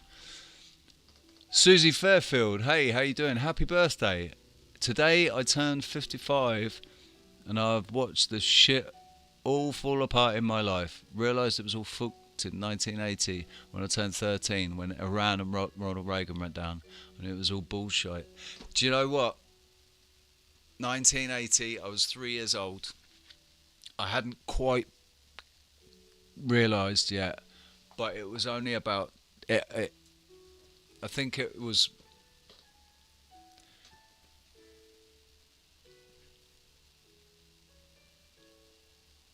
It was when I went to private school that I realised that it was all bullshit what they were teaching us, and there was something more behind life. Like there was definitely something more to life than this bullshit. But it wasn't until my late teens, early 20s that I realised that it's all bullshit.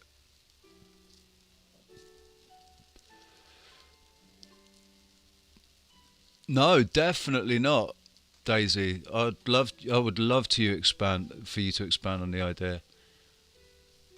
People are definitely emotionally triggered all the time. This is why I made my video about the Cowboys, having cowboy energy. The guy that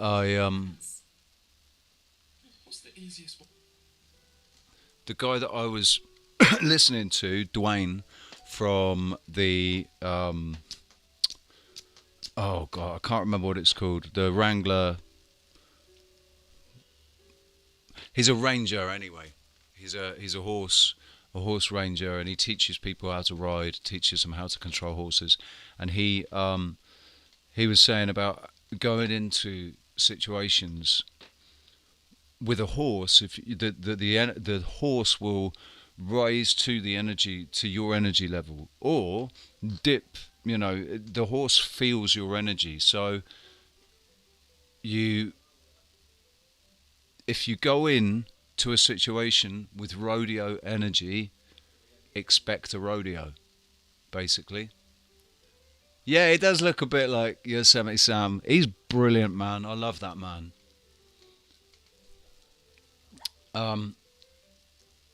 Yeah, it's just approach everything with cowboy energy, slow, calm, confident, self-assured, and don't get angry. I've been saying that for a while. I know that I'm not good at it. I'm not always good because I get angry myself. So I need to work on it myself. There's certain things that trigger me, and also if I get hangry a lot, because of my current situation. I get hangry quite a lot. So that's, yeah, anger is a definite. It's a useful tool. Anger is a useful tool. You can use it as a fire to fuel actions, but they don't have to be negative actions. Doesn't have to be. You can transmute that energy into something positive.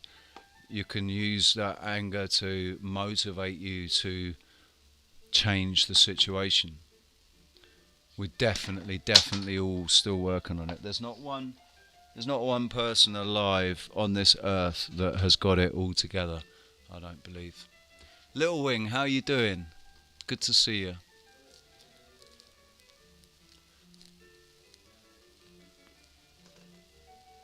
The sheep are truly shattered and scattered. It's really obviously artificial. I think that current events are actually also causing people that really, even people that have been asleep right up until now, and are now finally saying, well, hang on a second, this isn't right. This all seems to be a bit skew-if. Even those people, they're only doing that. They're only doing that because it's starting to come out on mainstream media. But I think that they've always had that little nagging thought in the back of their mind, because seeds have been planted by hundreds of thousands, if not millions, of other people. All the time, seeds have been planted. You know, they were planting seeds back in the 90s. There were people planting seeds, and those seeds germinated early for some people, and for others, it took a really long time, like 20 odd years. Or in my case, it took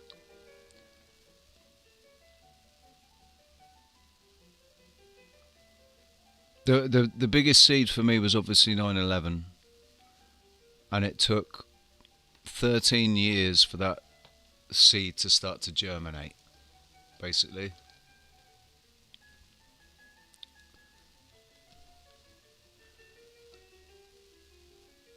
Try to remove anger and hate from people as all part of the plan to force conformity. Yeah, you can't remove it. You don't remove it. What you do is you temper it. You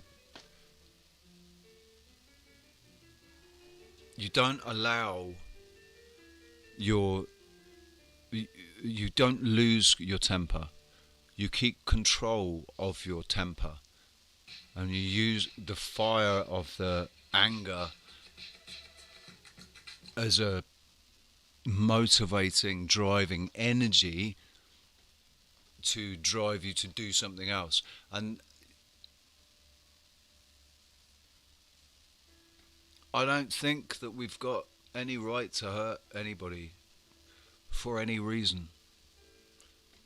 As much as it kind of pisses me off, because there's still a strong part of me that really wants retribution and really wants to see people punished. But I think the punishments, at the end of the day, I can't dish the punishments out. And who am I to decide what the punishment should be? I think that there's a line that if there's a particular line that when it's crossed, then the physical repercussions, the consequence of those actions that took that person over that line, I think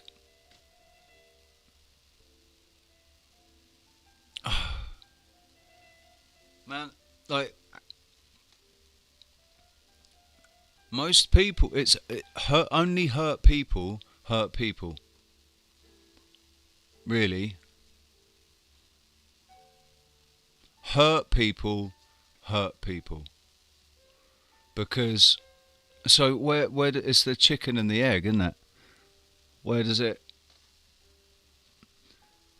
You take all these people, like these serial killers, crazy people that just lose their minds and hurt people. Well, why have they lost their mind? Because their mind is cracked. Why is their mind cracked? Because they've been hurt. I don't think...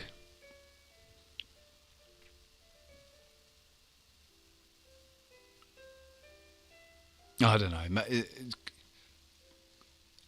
Psychopaths might be born into happy families, I suppose. But being psychopathic doesn't make you inherently bad or evil. How can anybody be blamed for the way that they're born? You can't blame the person, their ego, for the way they were born. You might be able to say that the soul had something to do with being incarnated into that body, but that's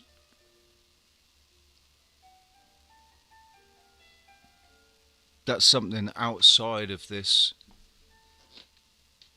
There's something that we're as egos, as human, as physical beings, we're not meant to know that. We don't need to know about that. All we need to know about is what we're doing, how we're conducting ourselves. That's the only thing that we need to worry about. How we conduct ourselves here on this earth while we're here. How we treat other people. How we treat ourselves. How we treat animals and plants and living. How you respect life and the creation and every single piece of the creation, good and bad, because this is a world, a realm that has duality. Is the duality caused only by us? Are we the ones that have brought this duality? Because we are dualistic in our own nature. We have a spiritual side and a physical side. And which part, which element? All right, guy, no worries. 3 fingers, good to see you. Which part of us? Is it the physical side that's emotional, or is it the spiritual side? Which side is emotional? Because I thought for a really long time that emotions came purely from hormones, but I think that's a trick. I don't think that's the case at all. I think emotion is something extremely... Emotion is a powerful magic. It's an extremely potent energy force. Right, one that we're able to create it.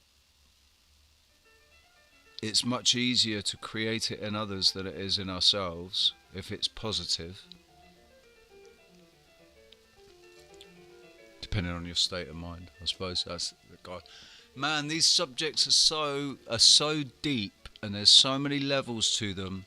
There's so many different sections of these subjects, and it's like you always end up I always get to a point where I think, actually no, but then that makes a sort of kind of, that contradicts that, if that's possible. But getting to that was a completely logical, it was totally logical to get to that step, and it's totally logical to get to that step, but the 2 steps contradict each other.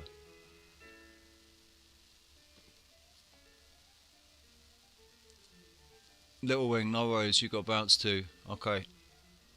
Take care, have a good day. Do you know what, Daisy? I'm just absolutely stoked that you are still here. Thank you very much for still being here.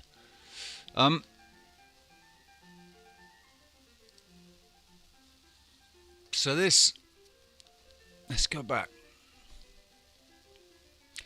2016.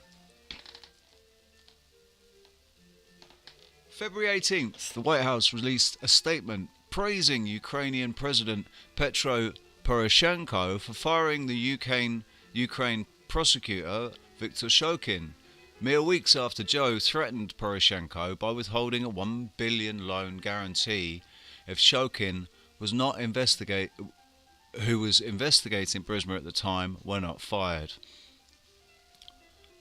Biden's got 2... Archer is Hunter's brother, is he? So, in that case, he's got 2 boys working at Burisma. May 26th, John Flynn, an advisor to the Vice President, emailed ordinarily classified notes about Joe's impending phone call with Poroshenko to Hunter's business email address. April 12th, at 6:50 p.m, an inebriated Hunter dropped off 3 Apple laptops at the Mac shop for repair. 1 laptop was unable to be salvaged, the second needed an external keyboard, which Mac Isaac provided, while the data on the 3rd laptop would be available to be transferred to an external hard drive, which Hunter agreed to provide. April 17th, in the morning, in the AM, Hunter returned to the Mac shop with a new Western Digital external hard drive on which to recover the data from the 3rd laptop. April 17th, PM. Mac Isaac completed the data recovery. The Mac shop internal invoice 6077. April 25th, Joe announces his candidacy for President of the United States. July 25th, President Trump called Ukrainian President Volodymyr Zelensky. September 24th, the day after my birthday, Congressman Nancy Pelosi announced the commencement of a presidential impeachment inquiry into President Trump's call with Zelensky. This is 2019. Oh, right, we're in 2019 now.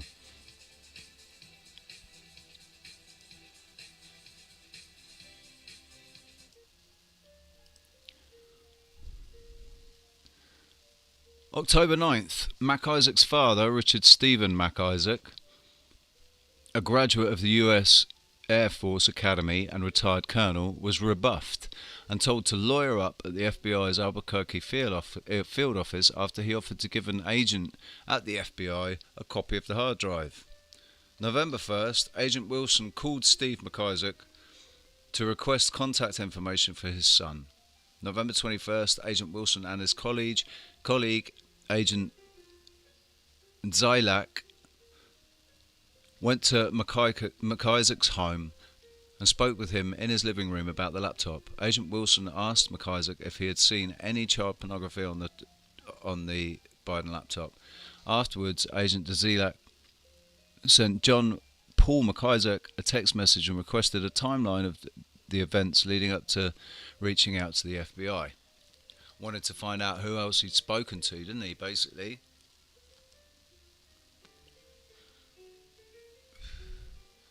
December 29th. It's December 9th at 9:52 a.m. Agent D asked Mac Isaac for the serial number of the external hard drive. He responded, Western Digital, my passport for the Mac S. December 9th at 11 a.m. Agents Wilson and D appeared at Mac Isaac's shop and handed him a subpoena for Hunter's laptop and the external hard drive that the laptop data had been transferred onto. When leaving, Agent D told Mac Isaac, in our experience, nothing ever happens to those that don't talk about these things. In our experience, nothing ever happens to those that don't talk about these things. Mac Isaac was so thrilled that the laptop was leaving his shop that he didn't hardly notice the odd instructions or the thinly veiled threat. An hour later, Agent D called Mac Isaac as the agents inexplicably needed help accessing the drive, indicating that the drive was never sent to the FBI forensics lab near Quantico, Virginia. So I've got the spinning wheel now.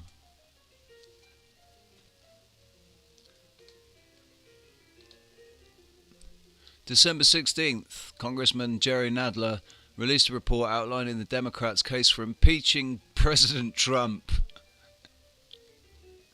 which relied on false information about an interagency consensus regarding Shokin needed to be removed as Ukraine's prosecutor general. December 18th, President Trump was impeached by the House of Representatives. Just such a joke, man. I remember when this was going on, and I just remember thinking, wow, the one that really desperately needs to be impeached and locked up is being protected, and the one that's looking into it is being impeached. 2020, February 5th, President Trump was acquitted on both impeachment counts by the US Senate. Funny that. February-March, after exacerbating rebuffs, Steve Mac Isaac spoke with a staff member for Senator Lindsey Graham about the laptop situation and the FBI slow walk. After ignoring Steve for a week, the staff member refused to cooperate with Mac Isaac and did not follow up.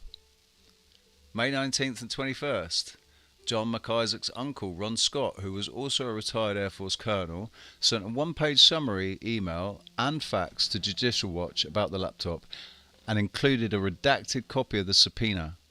Scott received no response from Judicial Watch or its president, Tom Fitton.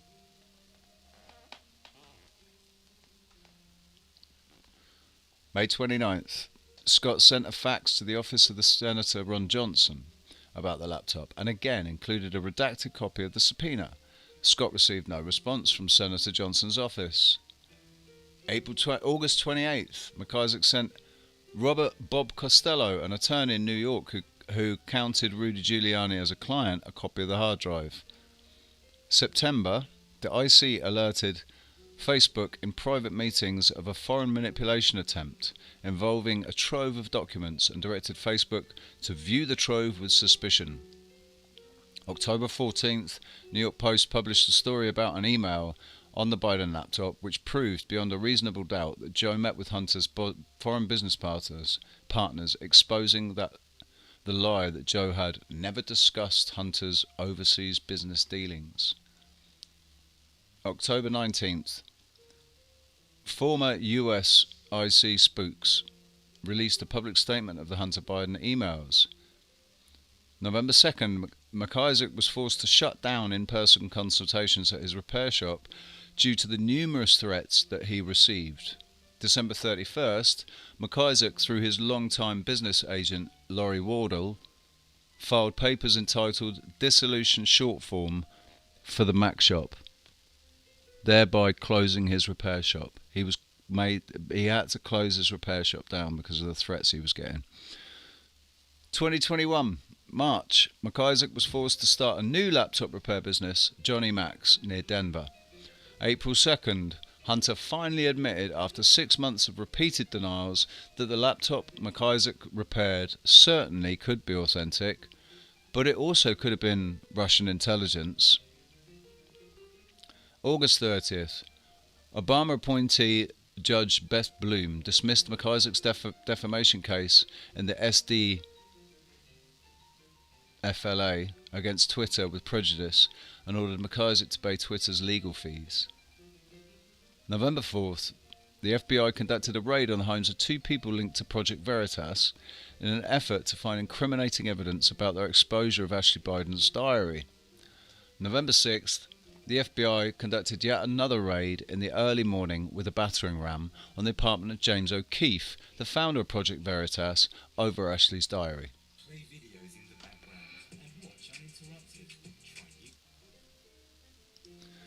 2022, January 30th. The New York Post and Breitbart published stories about a subpoena from the District of Delaware to JP Morgan that Marco Polo had received from a whistleblower. The subpoena for the Biden's wire transfers from the Bank of China was sent on May 15th, 2019. February 1st, an editorial board of America's oldest newspaper called for a special counsel to be appointed to investigate Hunter, citing the subpoena that Marco Polo provided to the publication. March 12th, McIsaac revealed that the IRS and an executive agency in Delaware harassed him. March 16th, the New York Times grudgingly admitted that the Biden laptop was authentic.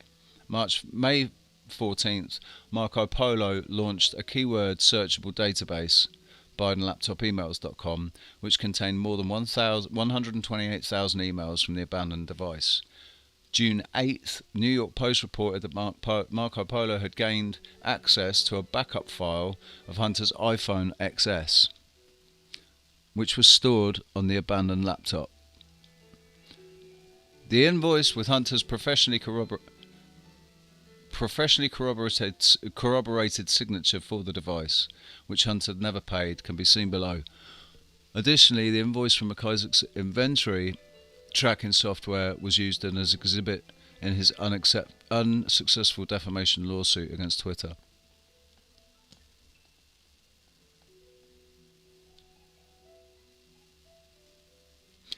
The text at the bottom of Hunter's sign invoice clearly stipulated the consequences if he did not return to the repair shop to pick up the laptop.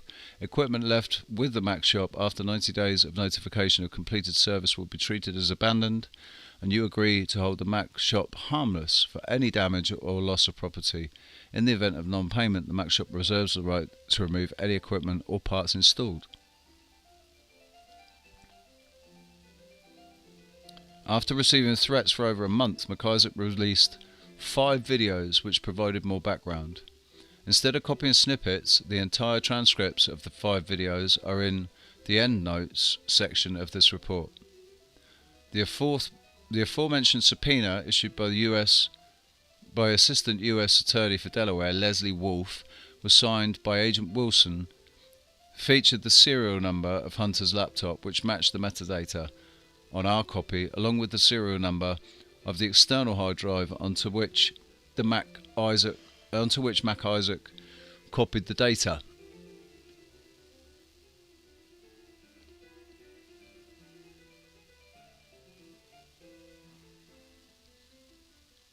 Oh right, Devon Archer is that? So that's who Archer is then. Devon Archer. Sorry, I must have missed that.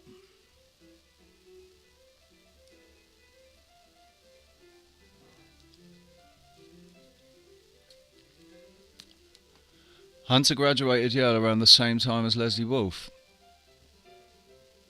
Leslie's husband, Daniel Wolf, just so happens to be a professor at the same school where Joe ran the Biden Center for Diplomacy and Global Engagement, the University of Pennsylvania. A self-congratulatory man, Dr. Wolf teaches at the medical school. The university, which controlled the funding and support for the Biden Center, received more than $22 million from anonymous Chinese donors, a whopping $15 million of which came in just a 2-month span from March to May of 2018, thereby repeatedly and blatantly violating 20 U.S.C. 1011. The statute does not allow anonymity to foreign donators over 250,000.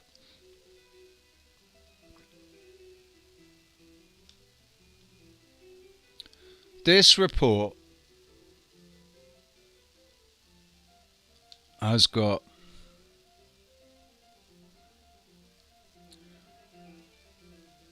so much detail, man. Oh, look at Joe back in the day.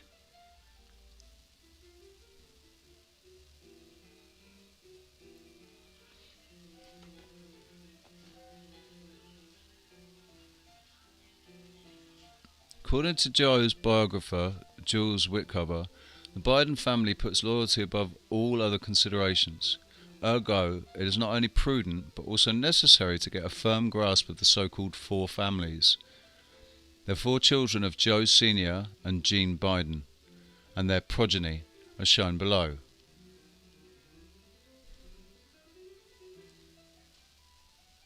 So, fucking hell.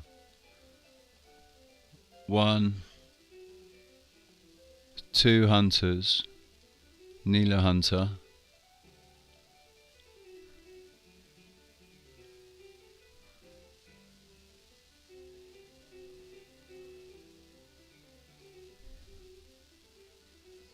so this is Joe Biden Jr.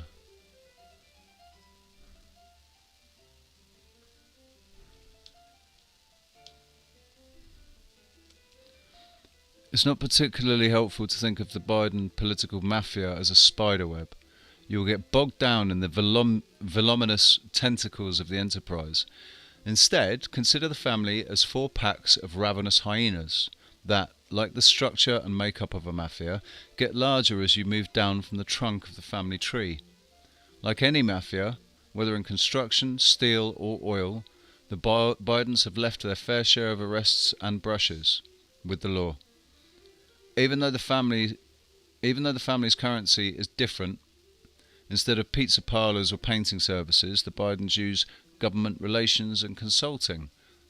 What is being purchased is the same: power and influence.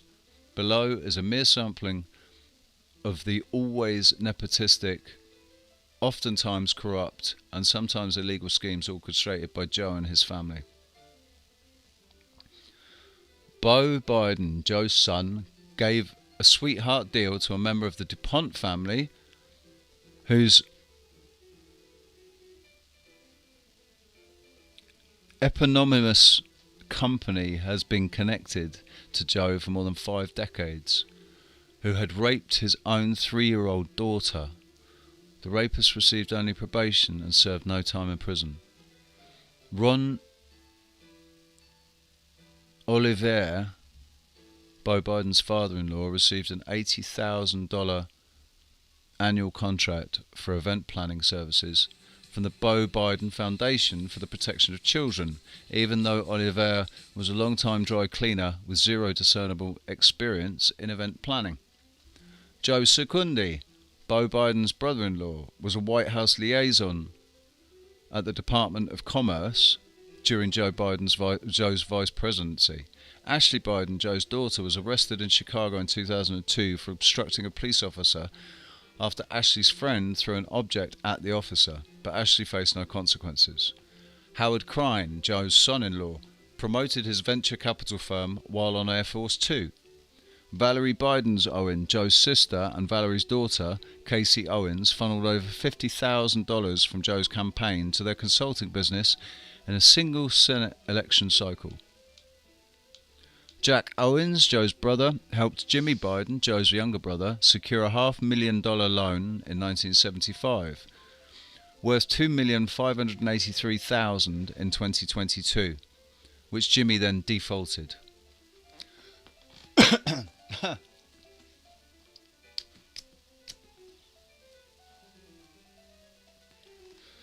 Hey, I've defaulted. I've defaulted on payments. You know what happened? They fucking came after me.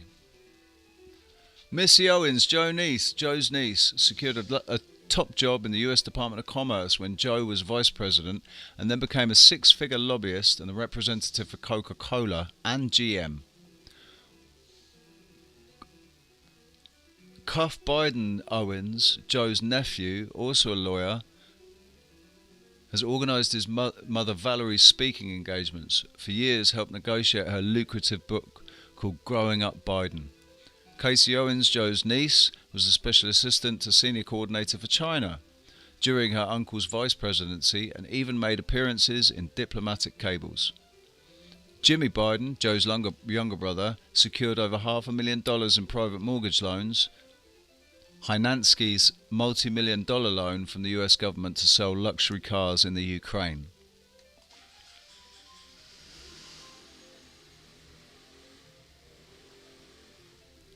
Hang on. Mortgage loans from a vacation home in Florida from John Hynansky, a donor to Joe, immediately following that Hynansky's multi-million-dollar loan from the US government to sell luxury cars in the Ukraine. Frankie Biden, Joe's youngest brother, became a US Capitol elevator operator during Joe's first year in the Senate and subsequently secured government loans for a Costa Rica solar farm. Frankie Biden flaunted his family's last name in an advertisement for a charter school scam.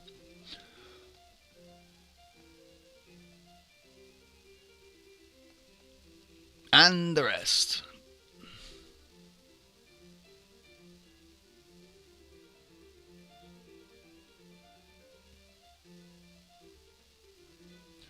Yeah, I haven't read through any of this stuff yet.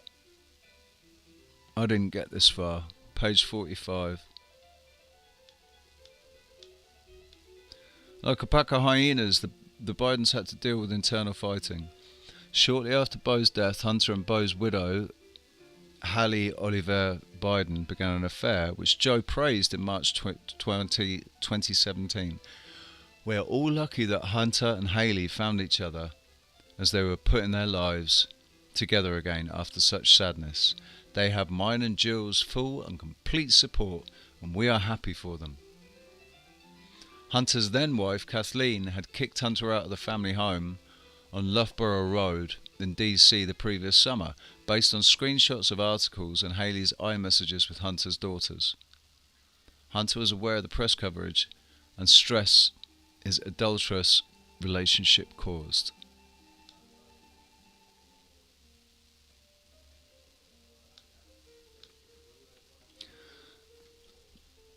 The thing is, right? The thing is, all it shows is that these people are absolutely no different to a lot of people out there, normal people. It's just that the opportunities given to them are so much bigger. The opportunities given to them are so much bigger than the ones given to the likes of you and me.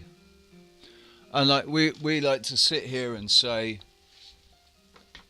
that we do better, you know. We wouldn't be corrupt like that. We wouldn't do those things. I think it's a slippery slope when you start to have power at that level.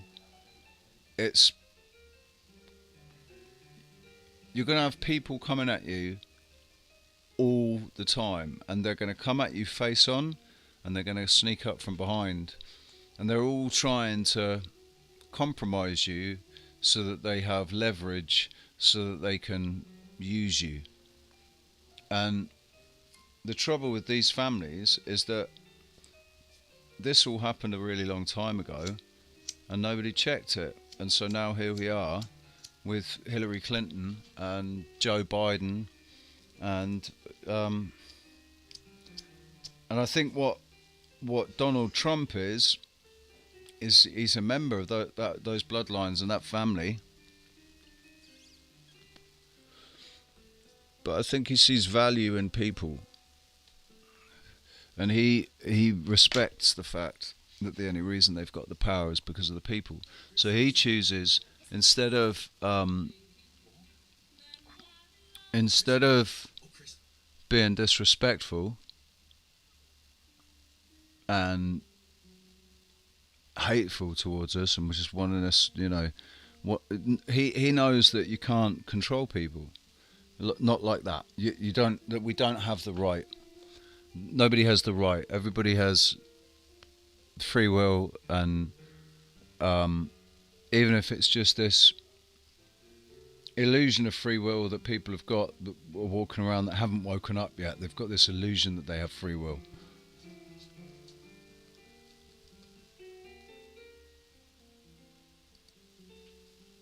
Who have we got still here? I'll come in the chat room. Nigel Betts. When you swallow the truth pill, it's bitter knowing nearly everything you knew was a lie, but beautiful when you find the nature of our eternal sovereign souls. Yeah, man. It's Blondie Locks. Are you talking about Trump pushes the jab? Yeah. Like I said, I'm not saying he's good.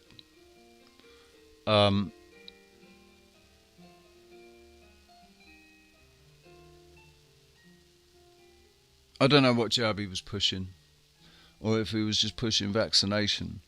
Vaccination is different. I think technically hydrochloroquine is classed as a vaccination. So technically, hydrochloroquine would be, you know, if he was pushing that, he could push a vaccination. But I don't know. I don't know how they're playing, man. The whole Orange Man bad.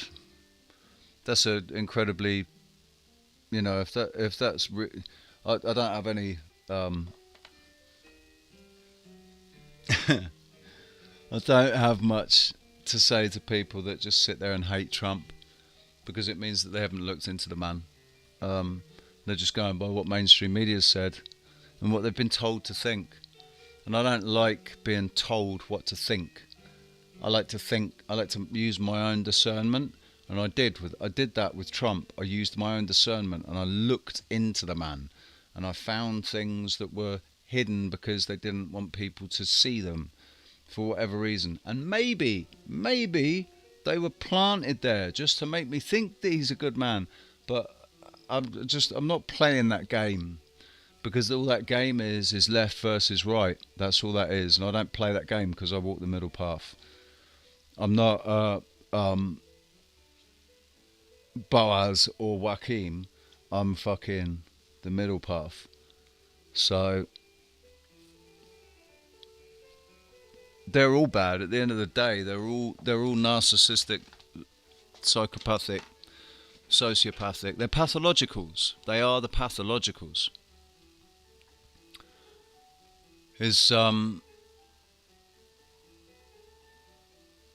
Like Trump is a psychopath.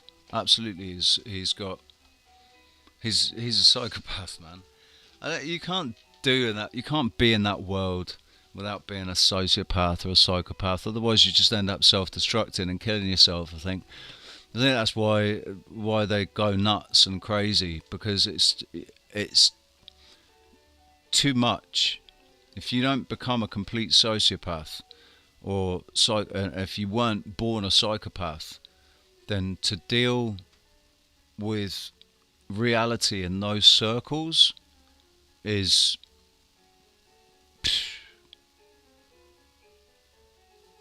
it's got to fracture your mind, man. It's going to be like the things that they witness, the things that they know are going on, combined with the fear of keeping those things hidden from the public. Like, do you remember, you know what it's like when you're trying to keep a secret? Like, it's horrible.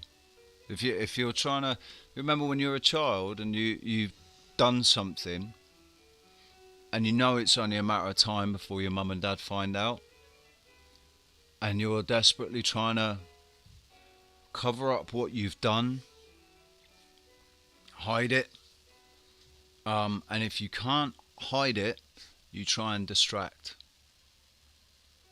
And the terror that you feel when you're a child and you're trying to hide something from your parents that you know they're going to find out about it eventually, and when they do, boy, you're going to be in trouble.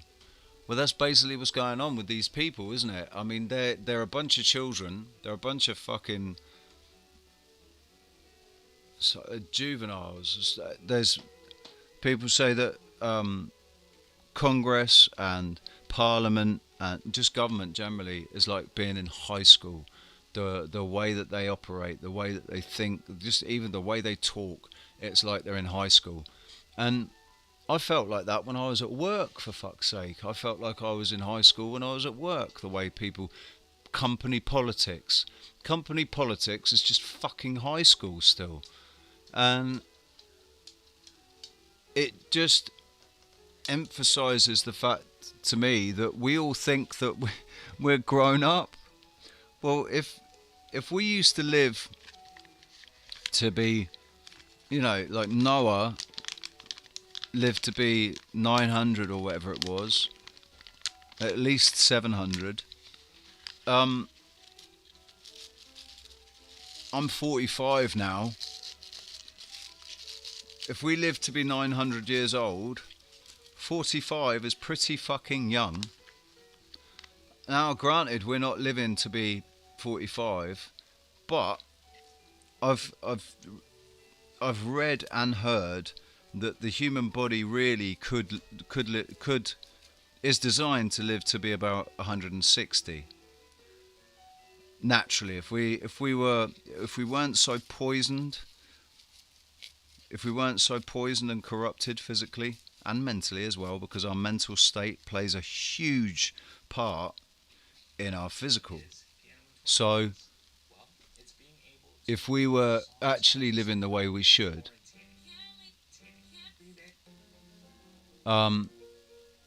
we'd live to 160. Well, if we live to 160, 45 is still very young. So we're all still children, aren't we, really?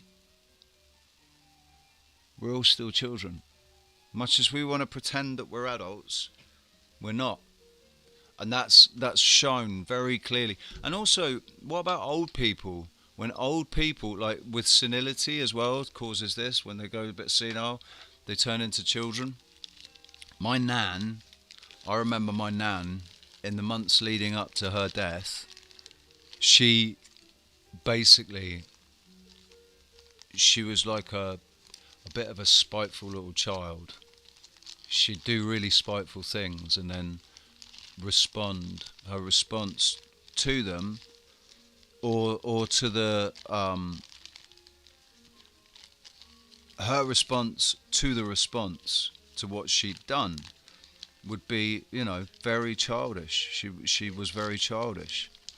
She was like 87 years old or something, but she was behaving like a little child. And she regressed completely into her early 20s. When she died, she was sort of still in her early 20s in her mind. And for a long time I said that I'm just always 23. I'm stuck at 23 in my mind, in how I feel. I feel like I did when I was 23, when I had my car accident, before I had my car accident. But there's also the younger version of me as well that I've sort of got back in touch with over the last year. I've got in touch with the younger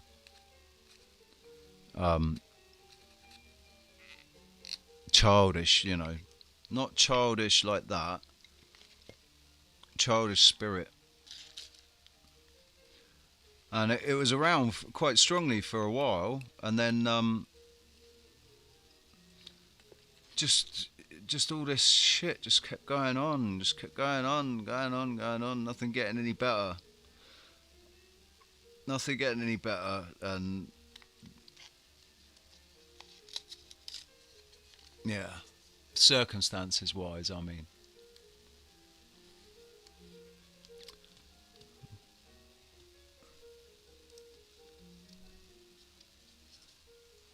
You read a Terence McKenna book in the 70s.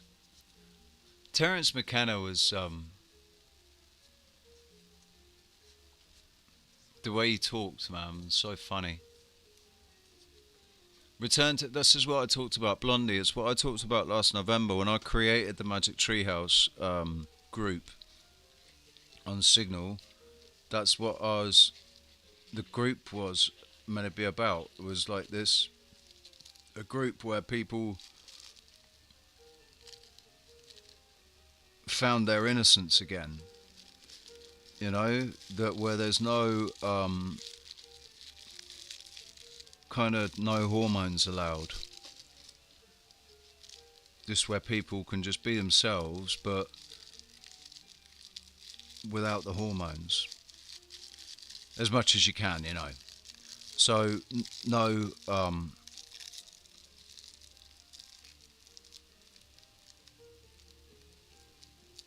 not getting too serious about anything,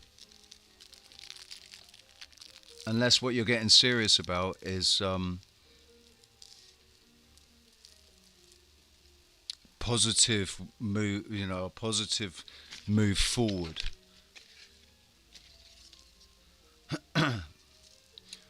But yeah, no, sorry, I've lost my train of thought because I'm trying to roll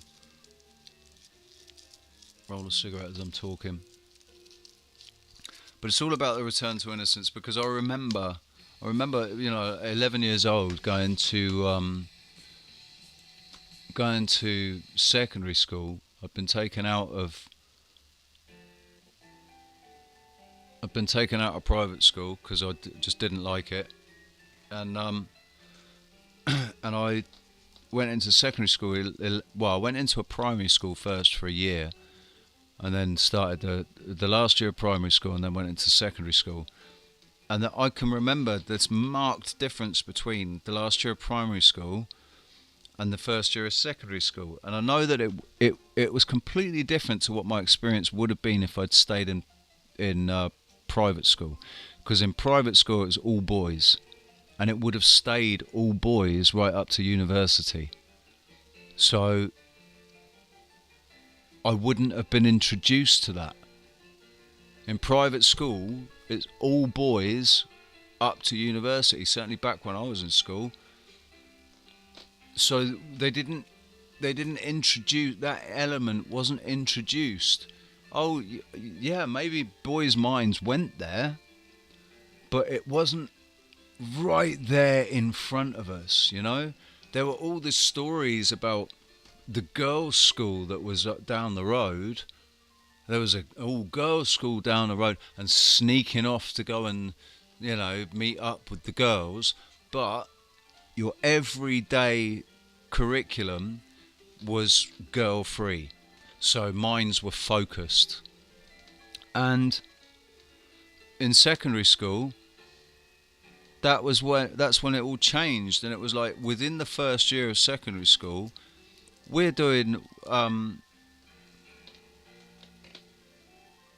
imaginary marriages, you know, children pretending to marry each other and wearing rings and all that shit when I was, you know, 11, 12 years old, and getting into a relationship that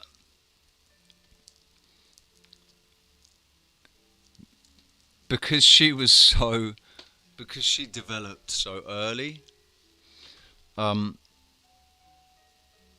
was kind of obsessed with her for about 7 years, man. But it wasn't just, I don't know. I was obsessed with her for 7 years. I held a candle for her. I didn't have a relationship with anybody else. We were only together for about 3 months or something when I was 13 years old, and I held a candle for her. Or maybe, yeah, it was for like 6 years afterwards, man. It's ridiculous. Fucking ridiculous. You did it as well, Susie. Pretend marrying each other in the first grade of high school, which would be year 11. Which it's year 11 now, but when I was in school, it was first grade. It was year 1, but they changed that now, and it's year 11 in the UK. No, sorry, year 7. Year 7.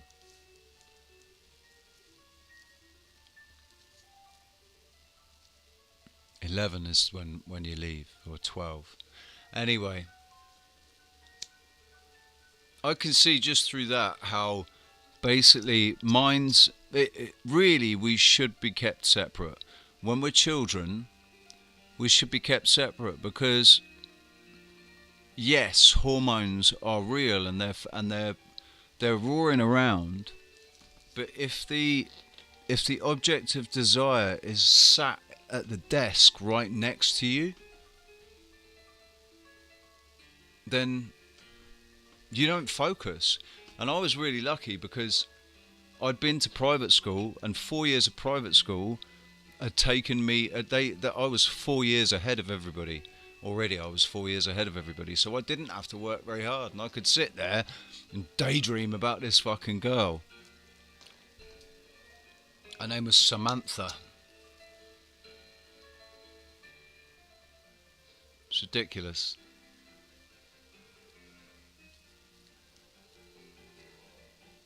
You weren't interested in girls till you were around 15ish, too busy chasing a ball. See, yeah, I never got into the football. I wasn't into football.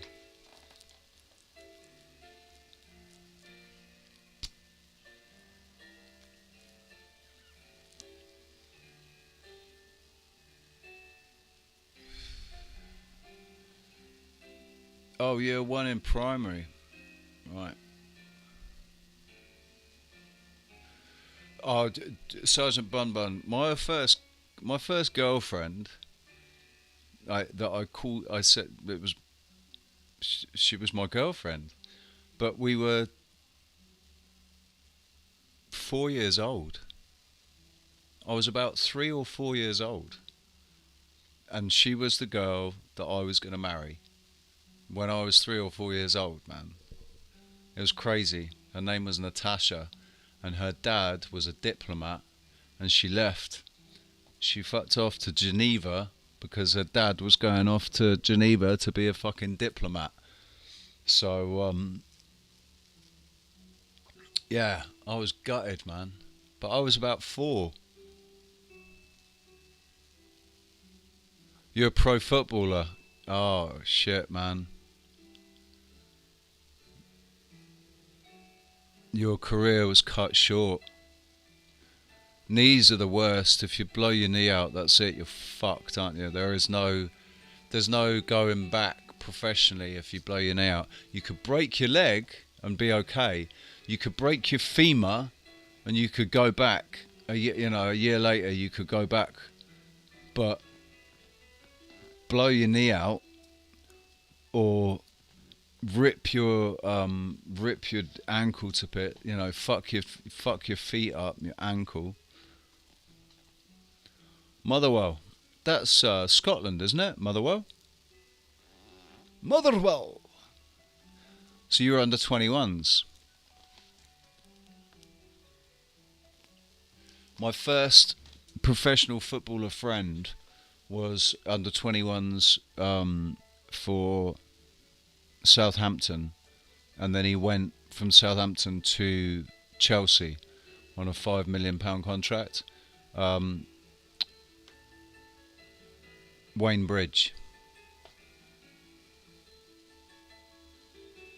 I played his 21st birthday. He invited me to his 21st birthday at his country house with a swimming pool and everything.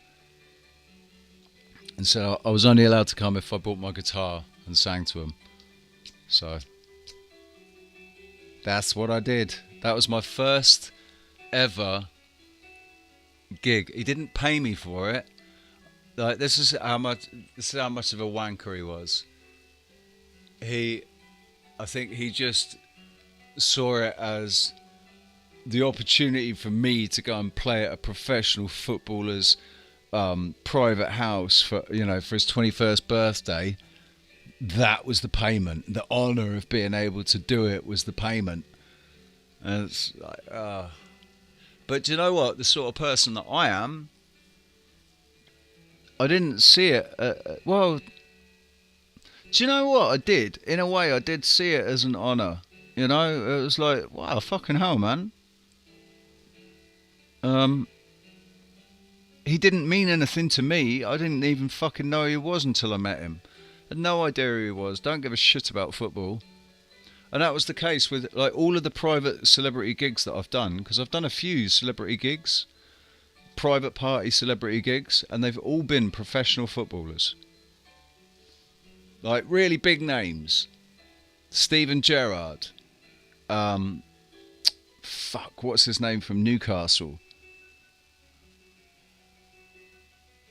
Wayne Bridge. I've done private. I got flown to Austria by the chief executive of Dulux Paints, and I was in Austria for 5 days, fully expensed, and then paid €800 at the end of it to play 2 songs to the guests, the other guests that were there at this ski resort at the expense. It was like this corporate function thing. Where are those fucking gigs now, eh? Where are those gigs now? I charged Wayne Bridge, right? Not Wayne, sorry. Steven Gerrard, the Liverpool captain. I charged him. I did 2 gigs for him. One with my band and one a private solo gig. And when he called me back to do his private solo gig, playing as all the other celebrity fucking sportsmen and women turned up for his foundation auction that he was doing, he said, "How much do you charge?" And I said, "I'll just charge what we charged last time, or what it worked out to be, which was €100 for a 2-hour set." So I charged him €100 for a 2-hour set. I found out afterwards that if I'd told him £2,000, he would have just paid it. He wouldn't have even flinched if I'd said £2,000, €2,000.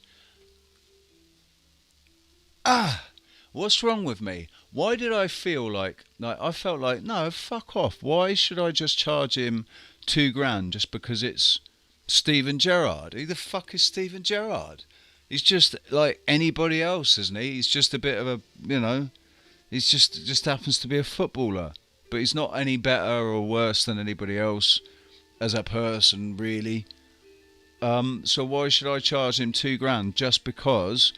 And the thing is, I always have this little secret hope that, and I think it's because of the first big, like, sort of celebrity private gig that I did, with the band, and they said, the guys, we gave him the price. We said it would be €350, and at the end of the gig, he paid us €1,350. He gave us £1,000 extra, because he was so impressed.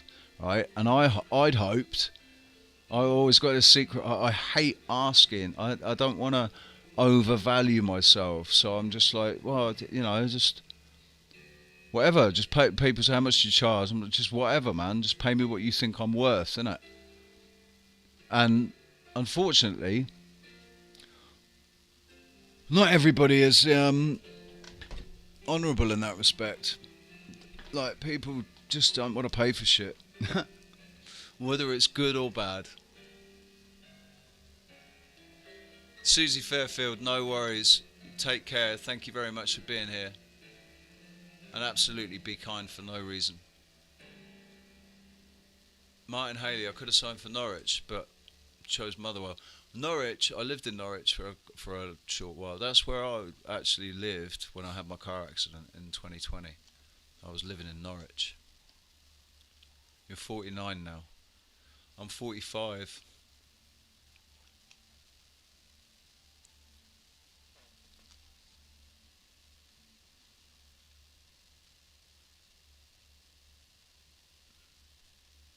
Crucial ligaments and a fractured knee. Man, it's got to be so painful.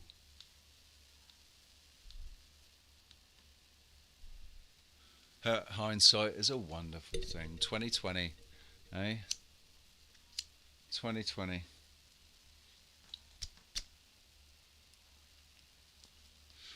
Although not for everybody. It would be inaccurate to say that everybody's hindsight is 2020. It's not. Our hindsight is 2020.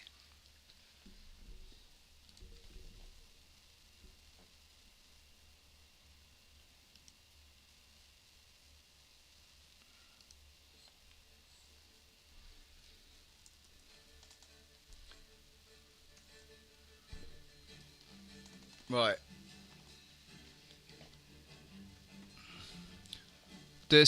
I've been going for a little while now, haven't I? How long's it been? 3 hours, man. I've been going for 3 hours. It is 10 to 2. I think what I'm going to do is come back on StreamYard.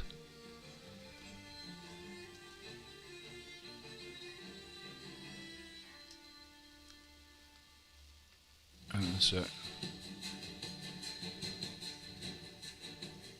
I'm going to come back on StreamYard. Hey, Pushkin. Alex, how you doing?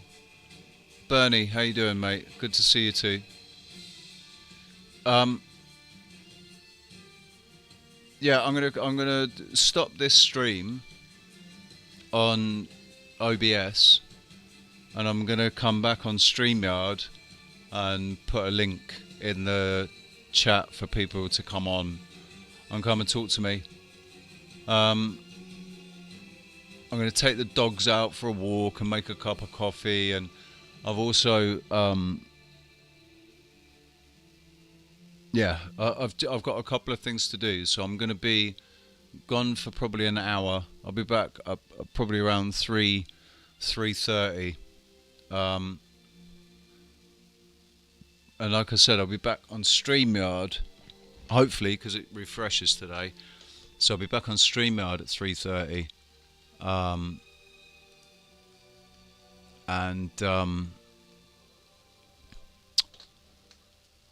Get some people on for a chat. Alright?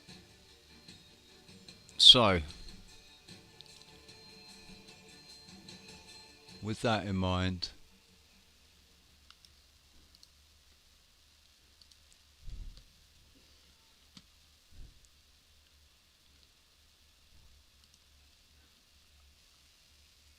I'll see you later. Did you hear that Musk is bringing back everyone we hate? It's okay though, you can just block them all.